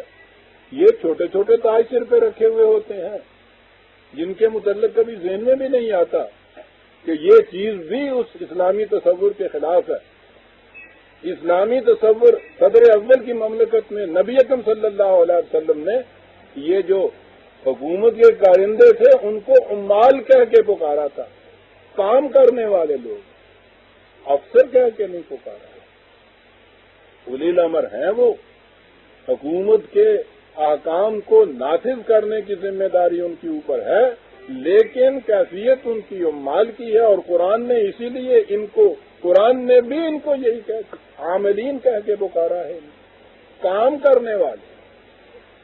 کسی کو اس سے زیادہ کوئی درجہ ہی نہیں دی. اور یہ جسے ہم رعایا اور حاکم کہہ دیتے ہیں، ایک فکرہ ہے نبی اکرم صلی اللہ علیہ وسلم کا. عزیزان من، وہ احادیث جو واقعی صحیح حضور کی ہو سکتی ہیں وہ تو پتھروں کے ڈھیر میں چمکتے ہوئے ہیرے کی طرح جگمگا اٹھتی ہیں. حضور نے فرمایا کہ یاد رکھو، جس نے اپنے کسی حاکم کو، جسے وہ اپنے ذہن میں بڑا حاکم سمجھتا ہے، اسے خوش کرنے کے لیے کوئی ایسی بات کہہ دی جو خدا کے قانون کے خلاف جاتی ہے، اس نے اپنا گھر جہنم میں بنا دیا۔ خدا کو خوش کرنا تو ایک طرف رہا، ان کے متعلق آپ یہ سوچئے کتنی بڑی چیز کہہ دی۔ یہ ساری تباہیاں ہماری خوشامد کے ذریعے سے آتی کہ وہ جو کہے رات کو دن ہے تم کہو چاند نکلا ہوا ہے۔ خوشامد کی جڑ کاٹ کے رکھ دی کہ کوئی بات ایسی جو خدا کے قانون کے خلاف جاتی ہے تم کسی حاکم کو خوش کرنے کے لیے اگر کہہ دو وہ تو جہنم میں جائے گا، ساتھ تم بھی اس کے جہنم میں جاؤ۔ اور یہ جو چیز روز ہم روتے ہیں کہ صاحب یہ رشوت لیتا ہے اور راشی ہے اور نظام ہی اس پہ چل رہا ہے، یہ ہم اس کے متعلق کہتے ہیں لیتا ہے، روز دیتے ہیں جا کے اس کو رشوت، اپنے متعلق کبھی کچھ نہیں کہتے، لیتا ہے، چھت پہ سے آتی ہے وہ رشوت۔ جب وہ پکڑا جاتا ہے تو اس وقت خوش ہوتے ہیں کہ اچھا ہوا صاحب، اس کی کیفیت یہ تھی، بڑا راشی تھا، بہت رشوت، وہ کس سے لیتا تھا؟ تمہیں نے تو یہ سب کچھ کیا۔ انہیں تو ان کے سوا کوئی کچھ نہ کہتا تھا، حضور تم نے بنایا، جناب تم نے کیا۔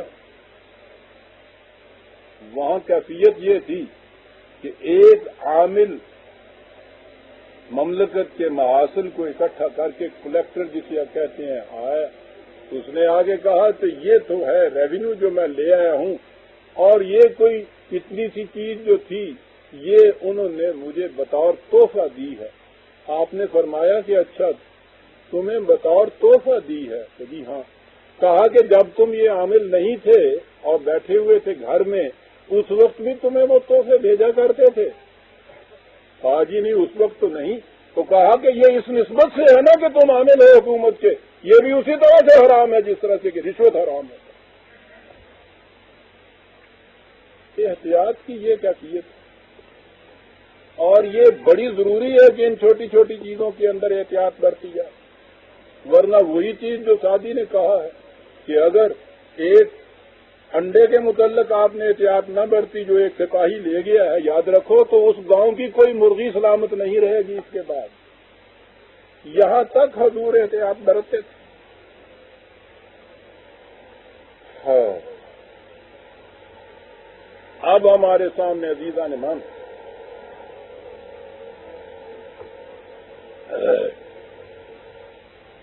اس انقلاب کا ایک اور عظیم گوشہ آتا ہے۔ میں نے ابھی عرض کیا دنیا مذاہب میں پہلے تو خدا کے متعلق وہ تصور، اور جتنے بھی ان کے بانیان مذاہب ہیں ان میں سے آپ کسی کے متعلق بھی دیکھیے اسے ہمیشہ فوق الفطرت مانتے ہیں۔ ان کے ذہن میں بھی نہیں آ سکتا کہ خدا کا ایک رسول یا اوتار یا مذہب کا بانی جسے وہ بڑا سمجھتے ہیں وہ باقی انسانوں جیسا ایک انسان ہو، اسے ہمیشہ باقی انسانوں سے اونچا مانا گیا ہے۔ کہیں اس کو خدا کا اوتار مانا گیا ہے، کہیں اس کو ابن اللہ کہہ کے پکارا گیا ہے۔ بہرحال اس کی طرف فوق الفطرت کارنامے تو ہر ایک نے منسوب کیے ہیں، لیکن یہاں ایک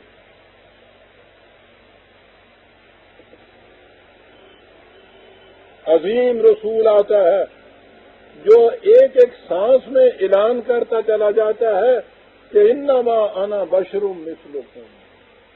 یہ انما پہ عربی جاننے والے اس کی استداد دیں گے کہ مانے کیا کہ میں تو یہ حسد ہوتا ہے کہ میں تو اس کے سوا کچھ ہوں ہی نہیں، تمہارے جیسا بشر بھی نہیں، بشر مثلکم، تمہارے جیسا ایک انسان۔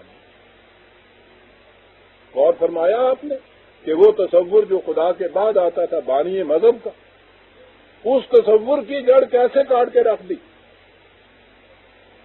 بانیان مذہب تو ایک طرف رہے، میں نے کہا کہ جو جنہیں برگزیدہ مقربین خدا بارگاہ خداوندی سمجھا جاتا ہے اور یہ اعظام صوفیاء کرام، ان کے متعلق یہ ہوتا ہے کہ صاحب نفع نقصان سب حضور کی مرضی سے ہوتا ہے، گڑ گڑاتے ہیں، ہاتھ جوڑتے ہیں، غائبانہ گھر میں بیٹھے ہوئے بھی ان کی شان کے خلاف کوئی دل میں بات اٹھتی ہے تو روتے چیختے ہیں کہ حضرت معاف کر دینا، بھول گیا، پتہ نہیں تباہ کر کے رکھ دیں گے، اگر یہ کسی طرح سے بھی ناراض ہو گئے تو اور اگر خوش ہو گئے تو کیا خون برسنے لگ جائے گا. ہر ایک کے متعلق یہ عقیدہ ہے. میں نے کہا ہے نا کہ قبل از اسلام کی زندگی کو چھوڑ دیجیے, اپنے زمانے میں دیکھتے چلے جائیے نا, ایک ایک شک وہاں کی آئی ہوئی ہے نا. جب عام مقربین کے متعلق یہ کیفیت تو خود رسول کے متعلق یہ بات کیوں نہ ہوگی. اور وہ اعلان کرتا ہے کہ لا املک لنفسی ضرا ولا نفع. ارے بھائی تم تو ایک طرف رہے کہ میں تمہیں کچھ نفع نقصان پہنچانے کا اختیار رکھتا ہوں, میں تو اپنی ذات کے لیے بھی نفع نقصان پہنچانے کا اختیار نہیں رکھتا. لہذا مجھے مرکز سمجھ لینا اپنے ان تمام مرادوں کا, اپنے ان تمام آرزوؤں کی تکمیل کا, یہ تو صریحاً بات غلط ہے. میرا مقام ہی یہ نہیں ہے. اور وہ بات جو ہمیشہ آیا کرتی ہے سامنے اور ہمیشہ آنی چاہیے سامنے, نبی کے دعوی نبوت کے لیے اس کے پاس کوئی محسوس شہادت تو ہوتی نہیں. یعنی وہ یہ کہتا ہے کہ مجھے خدا کی طرف سے یہ وحی ملتی ہے, محسوس ثبوت تو کوئی نہیں ہوتا. یہ چیز کہ یہ اس کے اپنی فکر کی چیز ہے, خود پیدا کرتا ہے, خدا کی طرف منسوب کرتا ہے, اس کی محسوس شہادت اس کے پاس نہیں ہوتی. وہ تو اس کی صداقت کے اوپر ایمان ہے جو اس چیز پہ انسان کو لاتا ہے, اور یہ چیز بڑی مشکل ہوتی. اس کے لیے یہ ذہنوں نے تصور کیا کہ نبی اپنے دعوے کی صداقت کے لیے کوئی معجزہ دکھائے گا, محسوس چیز دکھائے گا. یعنی وہ اگر یہ کہے گا کہ تمہیں ہمیشہ سچ بولنا چاہیے کہ یہ خدا نے کہا ہے, تو یہ بات کہ خدا نے کہا ہے اس کی دلیل کیا ہے؟ دلیل اس کی یہ ہے کہ یہ دیکھیے یہ سوکھا ہوا درخت ہے, میرے حکم سے یہ پھل لے آئے گا. ساتھ اس درخت میں پھل لگ جانا اس کا ثبوت بن جاتا ہے. لیکن انسان کا تو ذہن تھا توہم پرست, وہ مطالبے یہ کرتا تھا. نبی اکرم صلی اللہ علیہ وسلم سے بھی یہ مطالبے ہوئے, کرنے تھے انہوں نے. اس مطالبے کے بعد کہ کوئی نہ کوئی مافوق الفطرت معجزہ دکھائیے, جب ہم مانتے ہیں, آپ نے یہ پہلے تو ان کو فکری روح پر دلیل و برہان کی روح سے سمجھانے کی کوشش کی کہ ان دو چیزوں کے اندر کوئی تعلق اور ربط نہیں ہے. میں کہتا یہ ہوں کہ کسی غریب کا مال حرام طور پہ نہیں کھانا چاہیے. تم کہتے ہو کہ یہ بات جو تم کہتے ہو خدا کہتا ہے, اس کا ثبوت اس طرح سے ہم مانگیں گے کہ تم اس چلتے ہوئے دریا کو کھڑا کر دو. وہ کہا کہ سوچو تو صحیح, اگر میں یہ کر بھی دوں تو اس کے ساتھ اس کا کیا تعلق ہے؟ انہوں نے کہا کہ پھر اس کا ثبوت کیا ہے کہ آپ جو یہ دعویٰ کرتے ہیں کہ خدا کی طرف سے ہے یہ سچا ہے, تمہاری سچائی کا ثبوت کیا ہے؟ آپ نے کہا کہ میں ثبوت پیش کرتا ہوں. سب سے بڑا دعویٰ اور سب سے بڑا اس کا ثبوت, سب سے بڑا میرا معجزہ. انہوں نے کہا کون سا معجزہ؟ فرمایا کہ فقد لبثت فیکم عمرا من قبلہ افلا تعقلون. میں کہیں باہر سے آیا ہوا نیا آدمی نہیں ہوں کہ تم میرے متعلق کچھ نہیں جانتے. میں نے اپنی ساری عمر تمہارے اندر بسر کی ہے. فیصلہ کرو اس سے کہ اس قسم کی عمر بسر کرنے والا آدمی سچا ہوتا ہے یا جھوٹا ہوتا ہے. معاملہ ختم ہو گیا. اور معجزہ تو صرف مخاطبوں کے لیے معجزہ ہوتا ہے, اسی دور کے لیے معجزہ ہوتا ہے, آنے والوں کے لیے تو نہیں ہوتا. یہ وہ معجزہ ہے جو قیامت تک کے انسانوں کے لیے معجزہ ہے کہ حضور کی سیرت, حضور کی پاکیزگی کردار, بلندی شخصیت جو ہے یہ قیامت تک کے لیے ایک معجزہ ہے حضور کی صداقت کا. کہا یہ کہ جس کی زندگی میں تم نے دیکھا 40 سال تک اس نے کوئی دعویٰ نہیں کیا تھا, تم یہ بتاؤ کہ کبھی اس نے جھوٹ بولا تھا؟ یہ دوستوں کی محفل میں نہیں کہا جا رہا, دشمنوں کے ہجوم میں یہ کہا جا رہا ہے. عزیزان من, کہو میری 40 سال کی عمر کے اندر کوئی ایک ایسی بات جس پہ تم انگلی رکھ سکو, اور اس کے بعد کہو کہ کیا ایک جھوٹے کی زندگی ایسی ہوتی ہے؟ اور کیا یہ نفسیاتی طور پہ ممکن ہے کہ 40 سال تک جو شخص ذرا سی کسی بات کے اندر بھی دھوکہ نہ دے, جھوٹ نہ بولے, اوور نائٹ اس کی کیفیت یہ ہو جائے کہ اتنا بڑا جھوٹ بولتے صبح اٹھ کے ناممکن ہے، انہوں نے کہہ دیا کہ ہاں یہ ناممکن ہے۔ اور فرمایا آپ نے کہ یہ انقلاب کتنا بڑا ہے۔ یہ انقلاب وہ ہے کہ جو شخص بھی تم میں بڑا بننے کا مدعی ہو، اس کی پچھلی ساری زندگی کو تم دیکھو کہ کیسی رہی ہے، بس یہ ہے ایک سرٹیفکیٹ اس کے لیے۔ جس انداز کی وہ زندگی ہے اسی انداز کا وہ مستقبل میں ثابت ہوگا، یاد رکھیے۔ انسان شبہ شب بدلہ نہیں کرتا۔ اتنا عظیم معجزہ عزیزان من، دائمی ابدیت درکنار کرامت تک کے لیے، سارے نوع انسانی کے لیے، کہ انسان کی زندگی جو ہے وہ ہے اس کی شہادت، اس کی سیرت کی، اس کے دعاوی کی صداقت کی اور کتنا بڑا انقلاب آفرین ہے جناب۔ اور اس کے بعد خدا کی یہ کتاب دے کر اسے خدا کی طرف سے یہ دعویٰ کہ یہ مکمل ہے، غیر متبدل ہے، محفوظ ہے ہمیشہ کے لیے، اسے دیا، اور اس کے بعد نوع انسانی کو شخصیت پرستی کی غلامی سے کس طرح سے آزاد کرایا۔ عزیزان مان، یہ ہے وہ بات جو ختم نبوت کے اندر پنہا ہے۔ ہم نے کبھی غور ہی نہیں کیا کہ ختم نبوت کیا ہے۔ غور نہ کرنے کا نتیجہ تھا کہ 90 یا 80 سال تک ہم وہ خاتم النبیین کی تے کی زبر اور زیر کے الجھن میں ہی الجھے رہے، انہی مباحثوں کے اندر الجھے رہے، اس کی اہمیت ہمارے سامنے ہی نہ آئی۔ اہمیت ختم نبوت کی یہ ہے کہ یہ خدا کی کتاب محفوظ اور سیلڈ آ گئی، اس میں کوئی تبدیلی نہیں ہو سکتی، اضافہ نہیں ہو سکتا، رد و بدل نہیں ہو سکتا، اسے آپ دیکھ لیجئے۔ اور اس کے بعد اعلان کیا کہ قیامت تک اب کوئی شخص تم سے آ کے یہ نہیں کہہ سکتا کہ میری بات مانو، یہ بات میری نہیں خدا کی بات ہے، اب کوئی یہ نہیں کہہ سکتا ختم نبوت کے یہ معنی ہیں۔ عزیزان، کتنی بڑی آزادی کی نعمت ہے جس سے کہ نوع انسانی کو نوازا گیا۔ اس کتاب کو تم دیکھ لو، جی تمہارا ٹھکتا ہے مان لو، اس کے سامنے سر تسلیم خم کر لو۔ اس کے بعد کوئی انسان ایسا نہیں آئے گا جو تم سے یہ کہے کہ اپنی بات منوائے کہ یہ خدا نے مجھے کہا ہے اور میں خدا کا حکم تمہیں دے رہا ہوں۔ یہ ہے وہ چیز تھی۔ علامہ اقبال نے لکھا ہے کہ اسلام کا بنیادی تخیل یہ ہے کہ اب وحی کا دروازہ بند ہو چکا ہے، اس بنا پر ہمیں دنیا کی سب سے زیادہ آزاد قوم ہونا چاہیے۔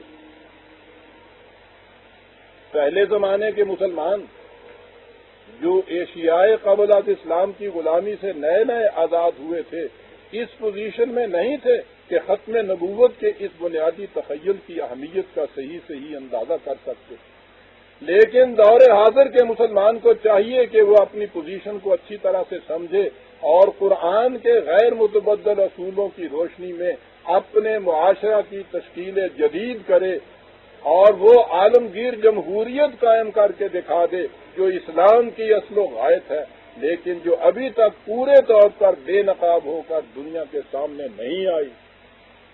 قرآن کے غیر متبدل احکام و اصول و اقدار و قوانین، ان کی روشنی میں اپنے زمانے کے تقاضوں کے مطابق عقل و فکر کی روح سے باہمی مشاورت سے معاملات طے کرتے چلے جائیے۔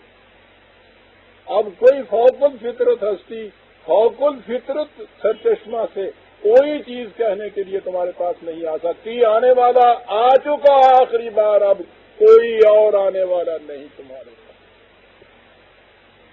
بڑا عظیم انقلاب ہے عزیزان من جو حضور نے ختم نبوت کے عقیدے کی روح سے خدا نے حضور کی وساطت سے ہم تک پہنچایا۔ اس میں قانون کی کار فرمائی، اصولوں کی ابدیت وہ ایک طرف آ گئی، اور عقل اور انسانی علم کی فوقیت اور اہمیت وہ دوسری طرف ہمارے سامنے آ گئی۔ ساری دنیا کے مذہب کسی کو لے لیجئے، عقل کے پیچھے لٹ لیے پھرتے، لیکن قرآن کریم میں آپ دیکھیے شاید ہی کوئی صفحہ ایسا اس میں ملے کہ جس میں عقل اور فکر کی اہمیت کو اجاگر نہ کیا گیا۔ یہ ختم نبوت کا ہی صدقہ ہے حقیقت میں۔ اور پھر نبی اکرم صلی اللہ علیہ وسلم نے ان چیزوں کی تشریح جس طرح سے فرمائی، دو چار روایتیں ہمارے سامنے آتی ہیں۔ ایک روایت میں ہے کہ حضرت ابن عباس حضرت عائشہ صدیقہ رضی اللہ تعالیٰ عنہ کی خدمت میں حاضر ہوئے اور عرض کیا کہ اے ام المؤمنین، ایک شخص رات کو زیادہ سوتا ہے اور کم عبادت کرتا ہے، اور دوسرا زیادہ عبادت کرتا ہے اور کم سوتا ہے، آپ کے نزدیک دونوں میں سے کون سا زیادہ پسندیدہ ہے؟ انہوں نے حضرت عائشہ سے پوچھا۔ حضرت عائشہ نے فرمایا کہ ایک دفعہ میں نے ایسا ہی سوال رسول اللہ صلی اللہ علیہ وسلم سے کیا تھا تو آپ نے جواب دیا تھا کہ ان میں سے جو زیادہ عقل مند ہے وہ ہے زیادہ پسندیدہ خدا کے نزدیک۔ میں نے عرض کیا یا رسول اللہ، میں نے تو ان کی عبادت کے متعلق پوچھا تھا، آپ نے فرمایا کہ اے عائشہ ان کی عقلوں کے متعلق سوال ہوگا، پھر جو شخص زیادہ عقل مند ہوگا اور قوانین خداوندی کی پابندی اس طرح سے کرے گا وہی دنیا اور آخرت میں افضل ہوگا۔ دنیا مذاہب میں عام طور پہ پرہیزگاری، تقوی وہ یہی گنا جاتا ہے جو زیادہ نمازیں پڑھنے والا، زیادہ روزے رکھنے والا، زیادہ تقشف کی زندگی بسر کرنے والا ہوتا ہے۔ حضور نے یہ فرمایا کہ یاد رکھو مسلمانوں میں کامل ایمان اس کا ہے جس کے اخلاق سب سے اچھے ہیں۔ ایک دفعہ آپ نے فرمایا صحابہ سے کہ میں تمہیں بتاؤں کہ نماز اور روزہ اور حج اور زکوٰۃ سے بھی ایک افضل عمل ہے زندگی کا اور جو ساری زندگی کرنا پڑتا ہے۔ یقیناً انہوں نے پوچھا ہوگا کہ فرمائیے، کہا کہ باہمی تعلقات کا درست رکھنا اور معاملہ میں صاف ہونا یہ ان سے بھی بہتر ہے۔ دیکھتے ہیں عملی زندگی کے اندر کیا چیز ہے، اور ایک چیز تو وہ ایسی ہے کہ جس پہ تو جان نثار کرنے کو جی چاہتا ہے۔ فرمایا کہ اپنے کسی بھائی کو دیکھ کے دل کی رضامندی سے مسکرا دینا یہ بھی ایک نیکی ہے۔ نظر آتا ہے کہ اس زمین کے اوپر چلنے والا ایک انسان اس زمین کے معاملات کو سنوارتا ہوا، نکھارتا ہوا آگے بڑھتا ہوا چلا جا رہا ہے، اور یہ وہ چیزیں ہیں جو قیامت تک کے لیے آپ کی رہنمائی کے لیے شمع ہدایت بنتی چلی جاتی۔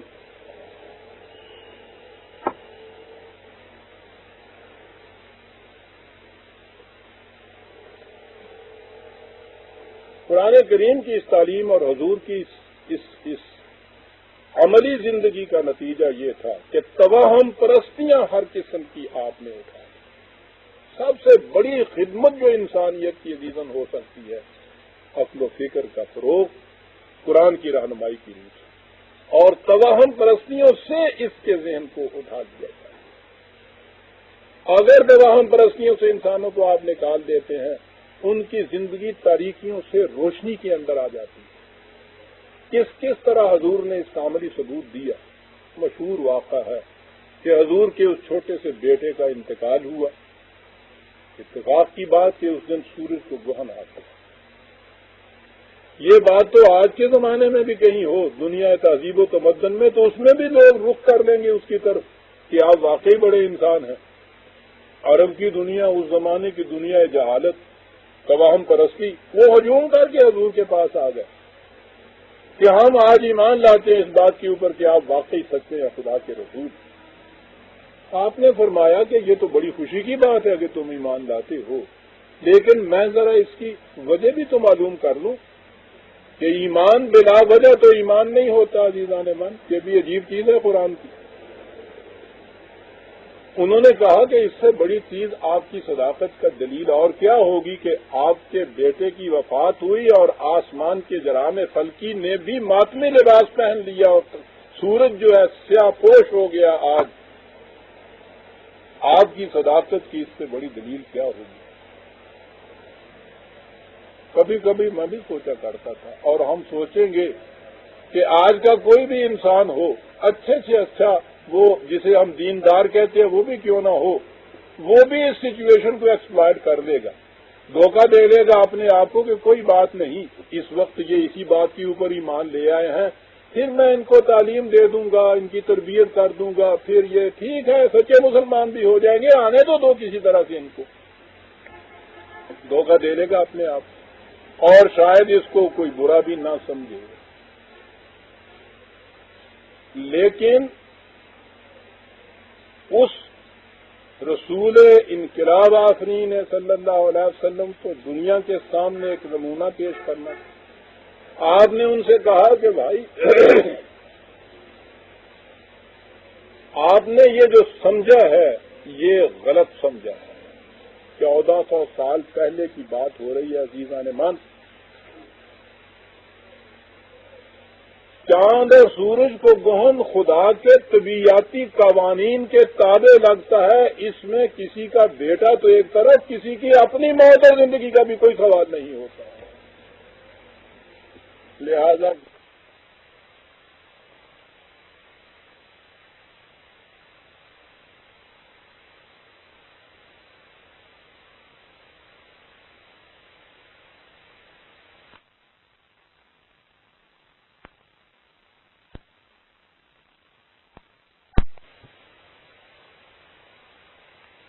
اس طرح سے ہوتی ہے۔ کون سی وہ بستیاں جن کو خدا محفوظ رکھنے کی ذمہ داری لیتا ہے؟ وہ بستی کے جس کے اندر کوئی ایک فرد بھی بھوکا نہ سو جائے عزیزان مان۔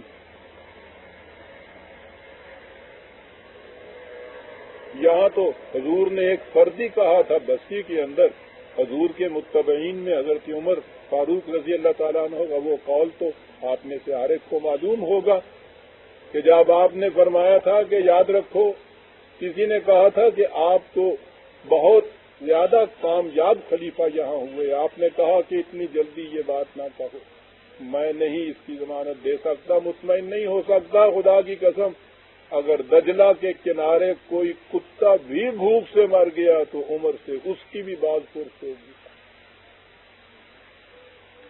یہ ہے انقلاب جو حضور لے کے آئے، ایک فرد بھوکا سو جائے یا ایک کتا بھوک سے مر جائے، ذمہ داری اس کی عائد ہوتی ہے ان کے اوپر جنہیں آپ ارباب حکومت کہتے ہیں۔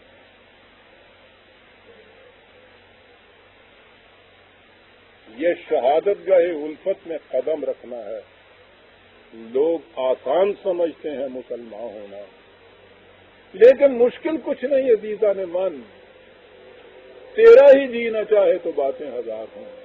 بات تو اندر کی دنیا کی تبدیلی کی ہے، باہر کی دنیا میں واقعی یہ بات بڑی مشکل نظر آتی ہے کہ سینہ تمام داغ داغ کمبا کو جانے ہم، لیکن جیسا کہ میں مثال میں کہا کرتا ہوں، چیچک کا علاج یہ نہیں ہوتا کہ اس کے ایک ایک چھالے پہ مرہم لگائی جاتی ہے، وہ تو خون کے فساد کا محسوس نتیجہ ہوتا ہے۔ اندر سے جو جراثیم خون کے اندر ہوتے ہیں ان کو ہلاک کرنے کی ضرورت ہوتی ہے، چیچک خود بخود ٹھیک ہو جاتی ہے۔ ہمیں جو اتنی برائیاں نظر آ رہی ہیں معاشروں کے اندر، اور مایوس ہو رہا ہے اس وقت انسان، سب سے بڑی خرابی ہمارے معاشرے کی زندانے میں یہ ہے، ہمارا ہی نہیں دنیا بھر کے معاشرے کی، کہ انسان مایوس ہو چلا ہے، انسان اپنی طرف سے مایوس ہو چلا ہے، اپنے مستقبل کی طرف سے مایوس ہو چلا ہے، اور جب مایوسی چھا جائے گی تو پھر یہاں ابلیسیت چھا جائے گی ساری دنیا کے اوپر، کہ ابلیس کے معنی مایوس ہوتے ہیں۔ یہ چیز اس غلط نظام کا نتیجہ ہے، ذمہ داری کی بات ہے صاحب۔ خدا اس بستی کو محفوظ رکھتا ہے جس کے ارباب نظم و نسق اپنی ذمہ داری سمجھے کہ وہاں یہ کیفیت نہ پیدا ہو جائے کہ باقی کھا کر سوئیں اور ایک بھوکا سو جائے۔ یہ تھا انقلاب عظیم جو حضور نے برپا کیا، یہ تھا وہ اطمینان اور وہ ضمانت کہ جو انہوں نے حاصل کی اس بات کی کہ ہمارے نظام میں یہ کیفیت ہو۔ اور انقلاب، سب سے بڑا انقلاب، وہ بھی ایک فکرے کی بات ہے۔ عورت پتہ نہیں جسے ہم عزل کہتے ہیں اس زمانے سے یہ بیچاری مظلوم اور مقہور اور ضعیف اور ناتواں اور زیر دست چلی آ رہی ہے مسلمہ طور سے، جس کی پیدائش کا مقصد ہی روایت نے یہ بتایا ہو کہ آدم تنہائی میں اداس ہو گیا تھا، اس کے بہلانے کے لیے جھنجھنا بنا دی اللہ میاں نے، کاکا کھیلیا کرے گا، معاذ اللہ معاذ اللہ۔ یعنی پہلا تصور یہ ہے نا، اور یہ تورات کا یا اسرائیلیات کا دیا ہوا تصور نہیں ہے، مذاہب عالم کی کیفیت ہی یہ ہے۔ شیو جی اور پاروتی بھی اسی تصور کی محسوس شکلیں، پہلے دن سے عورت کی یہ کیفیت متعین کی ہوئی چلے آ رہی تھی۔ سب سے زیادہ بیچاری غیر محفوظ،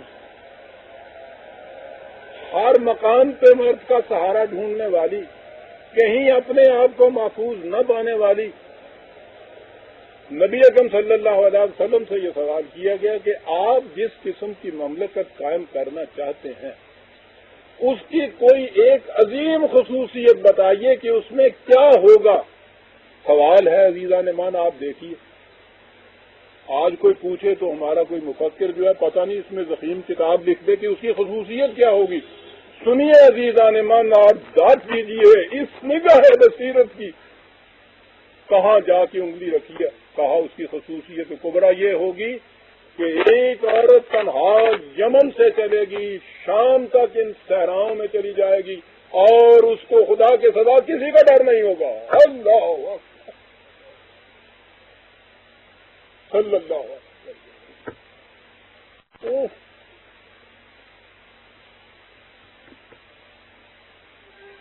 اور محض یہ الفاظ نہیں دہرائے، وہ مملکت قائم کر کے بتا دی کہ جس میں کسی مرد چھوڑ کے میں نے عرض کیا کسی عورت تک کو خدا کے سوا کسی اور کا ڈر نہیں ہوتا تھا۔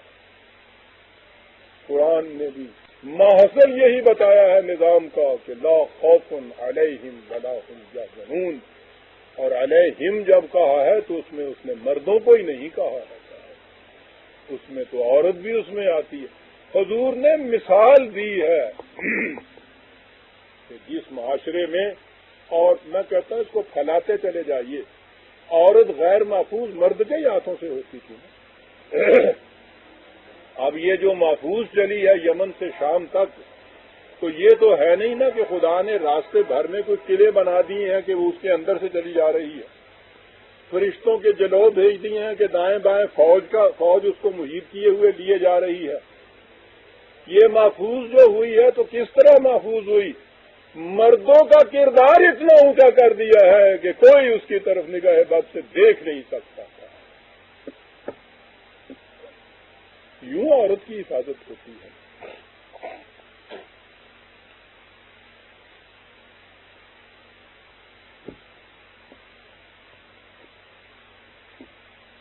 چند گوشے میں نے آپ کے سامنے پیش کی،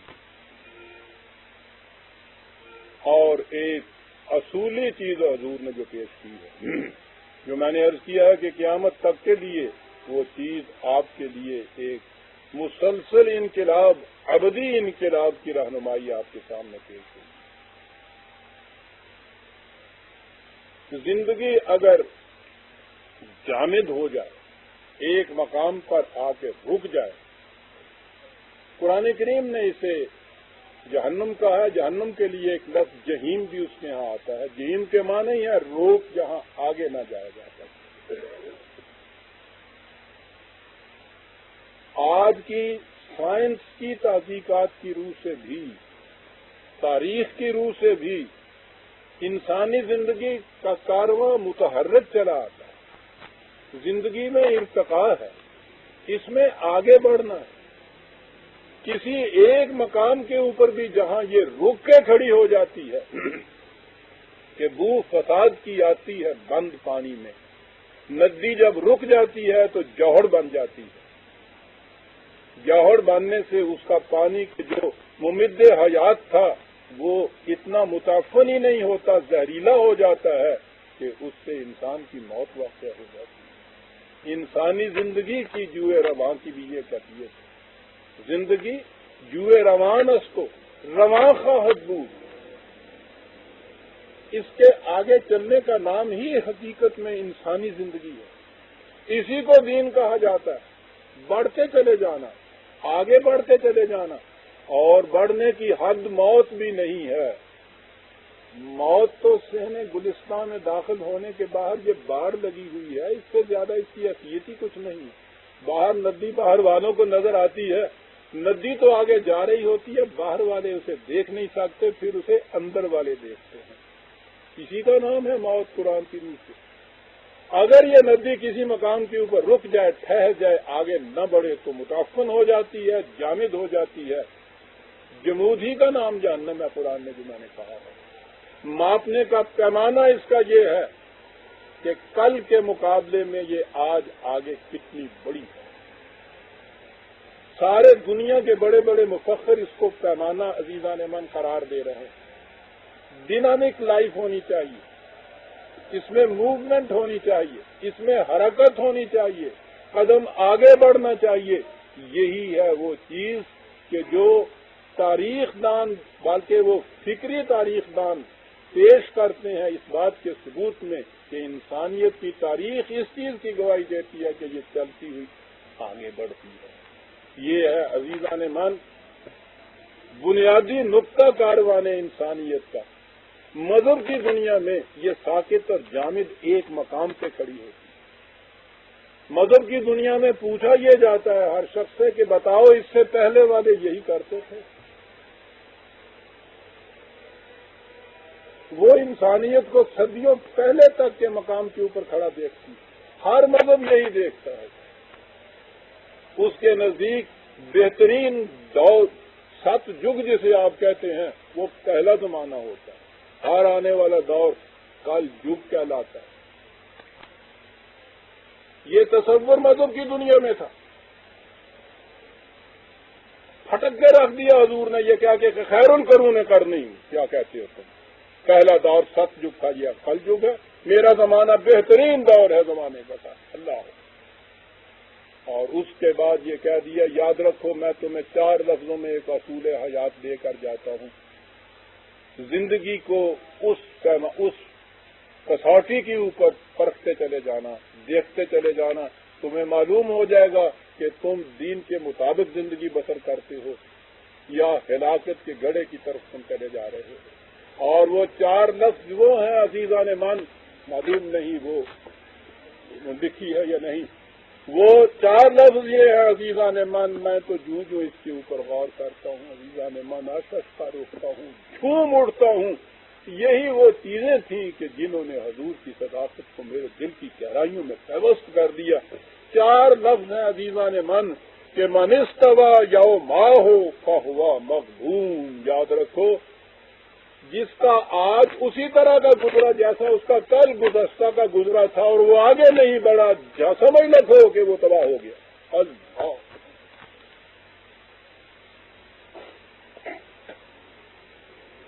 ایک قرن، ایک زمانہ، ایک ایج،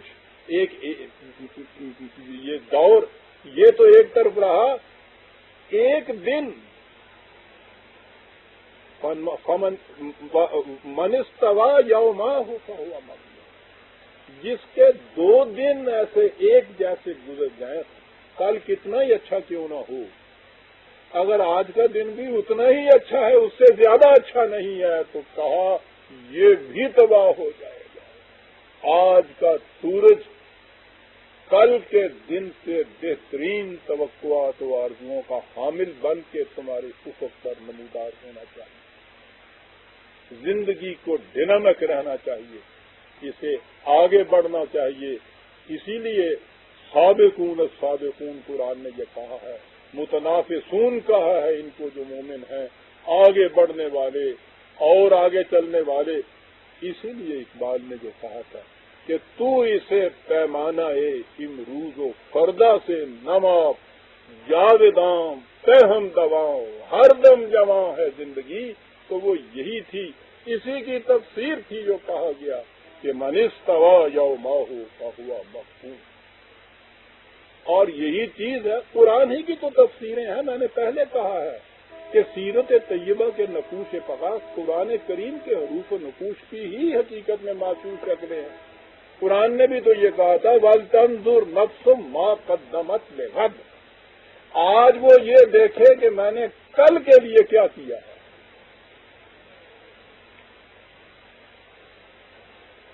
اگر یہ دونوں یکساں ہیں تو کہا یہ بھی ہلاکت آمیز ہو جائے گا، کیونکہ جمود جو ہے وہ موت کی نشانی ہے. آگے بڑھنا یہ ہے زندگی. عزیزان مان،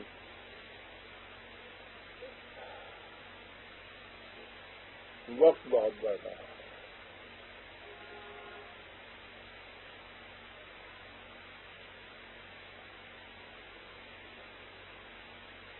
ورنہ گوشے تو اتنے ہیں، میں نے جیسے آپ سے گزارش کیا ایک عمر اس میں بسر ہو سکتی ہے. بڑے متنوع گوشے، قرآن کی آیتیں متنوع، اس آیتوں کے اوپر حضور نے جو عمل کر کے دکھایا وہ اسی طرح سے متنوع. لیکن میں زیادہ وقت نہیں دینا چاہتا. میں یہ چند گوشے جو ہیں حضور کے سیرت طیبہ کے، انہیں میں آپ کے سامنے لایا ہوں اس تھوڑے سے وقت کے اندر. قرآن کریم کی آیات آپ نے دیکھی ہیں کہ سر فہرست اوپر آتی ہیں. اس کے اوپر یہ حضور نے عمل کر کے کیسے دکھایا ہے یہ ہماری نیچے آتی ہے. عمل کر کے اس طرح سے دکھایا ہے کہ قیامت تک کے تمام انسان اس طرح سے عمل کر سکتے ہیں. ممکن العمل ہے وہ جو چیز آپ نے بتائی. کوئی فوق الفطرت قوت اس کے اندر نہیں آئی. یہ سب سے بڑی چیز انسان کو سر بلند کر کے دنیا میں آزادانہ چلنا سکھایا. زندگی کو حرکت دی، حرکت کو ایک نصب العین دیا، نصب العین کے لیے ایک منزل کا تعین کیا، اور یوں کاروان حیات قرآن کی شمع کو ہاتھ میں لیے ان سیرت طیبہ کے ان نقوش پا کے اوپر اگر چلتا چلا جائے گا، یہی وہ صراط مستقیم ہے کہ جو اسے اس منزل تک پہنچا دے گی کہ جسے اس کے خدا نے انسانیت کے لیے متعین کر کے دیا ہے. یہ ہے عزیزان مان قیام اس دن کا جسے ہم عید میلاد النبی کہتے ہیں. اور یہ ہے وہ انقلاب جو حضور لائے تھے. اقبال ہی کے چند اشعار میں نے پہلے پیش کیے تھے کہ پہلے انسان کی کیفیت کیا تھی حضور کے ظہور قدسی سے پہلے، اور جب حضور دنیا سے تشریف لے گئے ہیں یا اس انقلاب نے جب اپنی نمود کی ہے اس دنیا میں، اس وقت کیا کیفیت ہوئی. پھر مجھے اقبال ہی کے شعر چار سامنے میرے آ رہے ہیں. اس نے یہ کہا تھا کہ وہی دنیا جو پہلے تم دیکھ چکے ہو اس سے شعلہ از مردہ خاکستر کشاؤ. انسانیت کی راکھ کے اندر سے بھڑکتے ہوئے شعلے بلند ہونے شروع ہوئے، اور اس نے کوہ کنرا پایا پرویز دار، ایک محنت کش کو اس نے شوکت پرویزی اور سطوت خنجری عطا کر دیا. قوت او ہر کوہن پہ کر شکست. اس کی ضرب کلیمی نے تمام پہلے زمانے کے بتوں کو ایک ایک کر کے توڑ دیا، اور نوے انسان را حصار تازہ بس، اور انسانیت کے لیے حفاظت کا ایک ایسا قلعہ دے دیا کہ جس کی بنیادیں بڑی محکم و مضبوط تھیں. تازہ جاں اندر پنے آدم زمین. ابن آدم کے اس پیکر خاکی کے اندر ایک نئی زندگی کروٹیں لے کر بیدار ہوئی، اور اس کے بعد اس کا نتیجہ کیا ہوا؟ ایک مصرع عزیزان مان، اور وہی قرآن کی آیت کی تفسیر ما کان لبشر ان یؤتیہ اللہ. کسی انسان کو حق حاصل نہیں ہے دوسرے انسان کو اپنی غلامی اور معصومی کی زنجیروں میں جکڑے. ایک مصر میں اس نے کہا، پہلا مصرع تھا تازہ جاؤ اندر تمیں آدم دمید. آدم کے پیکر خاکی میں ایک نئی زندگی ابھری. بندہ را باز از خدا بندہ خرید. اس نے انسانیت کے غلاموں کو جنہیں خرید رکھا ہوا تھا مختلف آقاؤں نے، ان کے ہاتھوں سے خرید کے ہمیشہ کے لیے آزاد کر دیا. یہ تھا عزیزان ایمان پیغام اس عید میلاد النبی کا. ہزار ہزار سلامت و رحمت، سلام و رحمت ہو اس آسمانی انقلاب کے داعیے مبین پر جس نے زندگی کو ایک نیا خواب اور اس خواب کو ایک نئی تعبیر عطا کر کے کائنات کو اس قدر حسین اور زندگی کو اس قدر پیارا بنا دیا. ان اللہ و ملائکتہ یصلون علی النبی یا ایھا الذین آمنوا صلوا علیہ وسلموا تسلیما. یہ ہے آج میرا نظر عقیدت بارگاہ سرور کائنات صلی اللہ علیہ وسلم میں اور آپ کے لیے میرا پیغام. والسلام علیکم.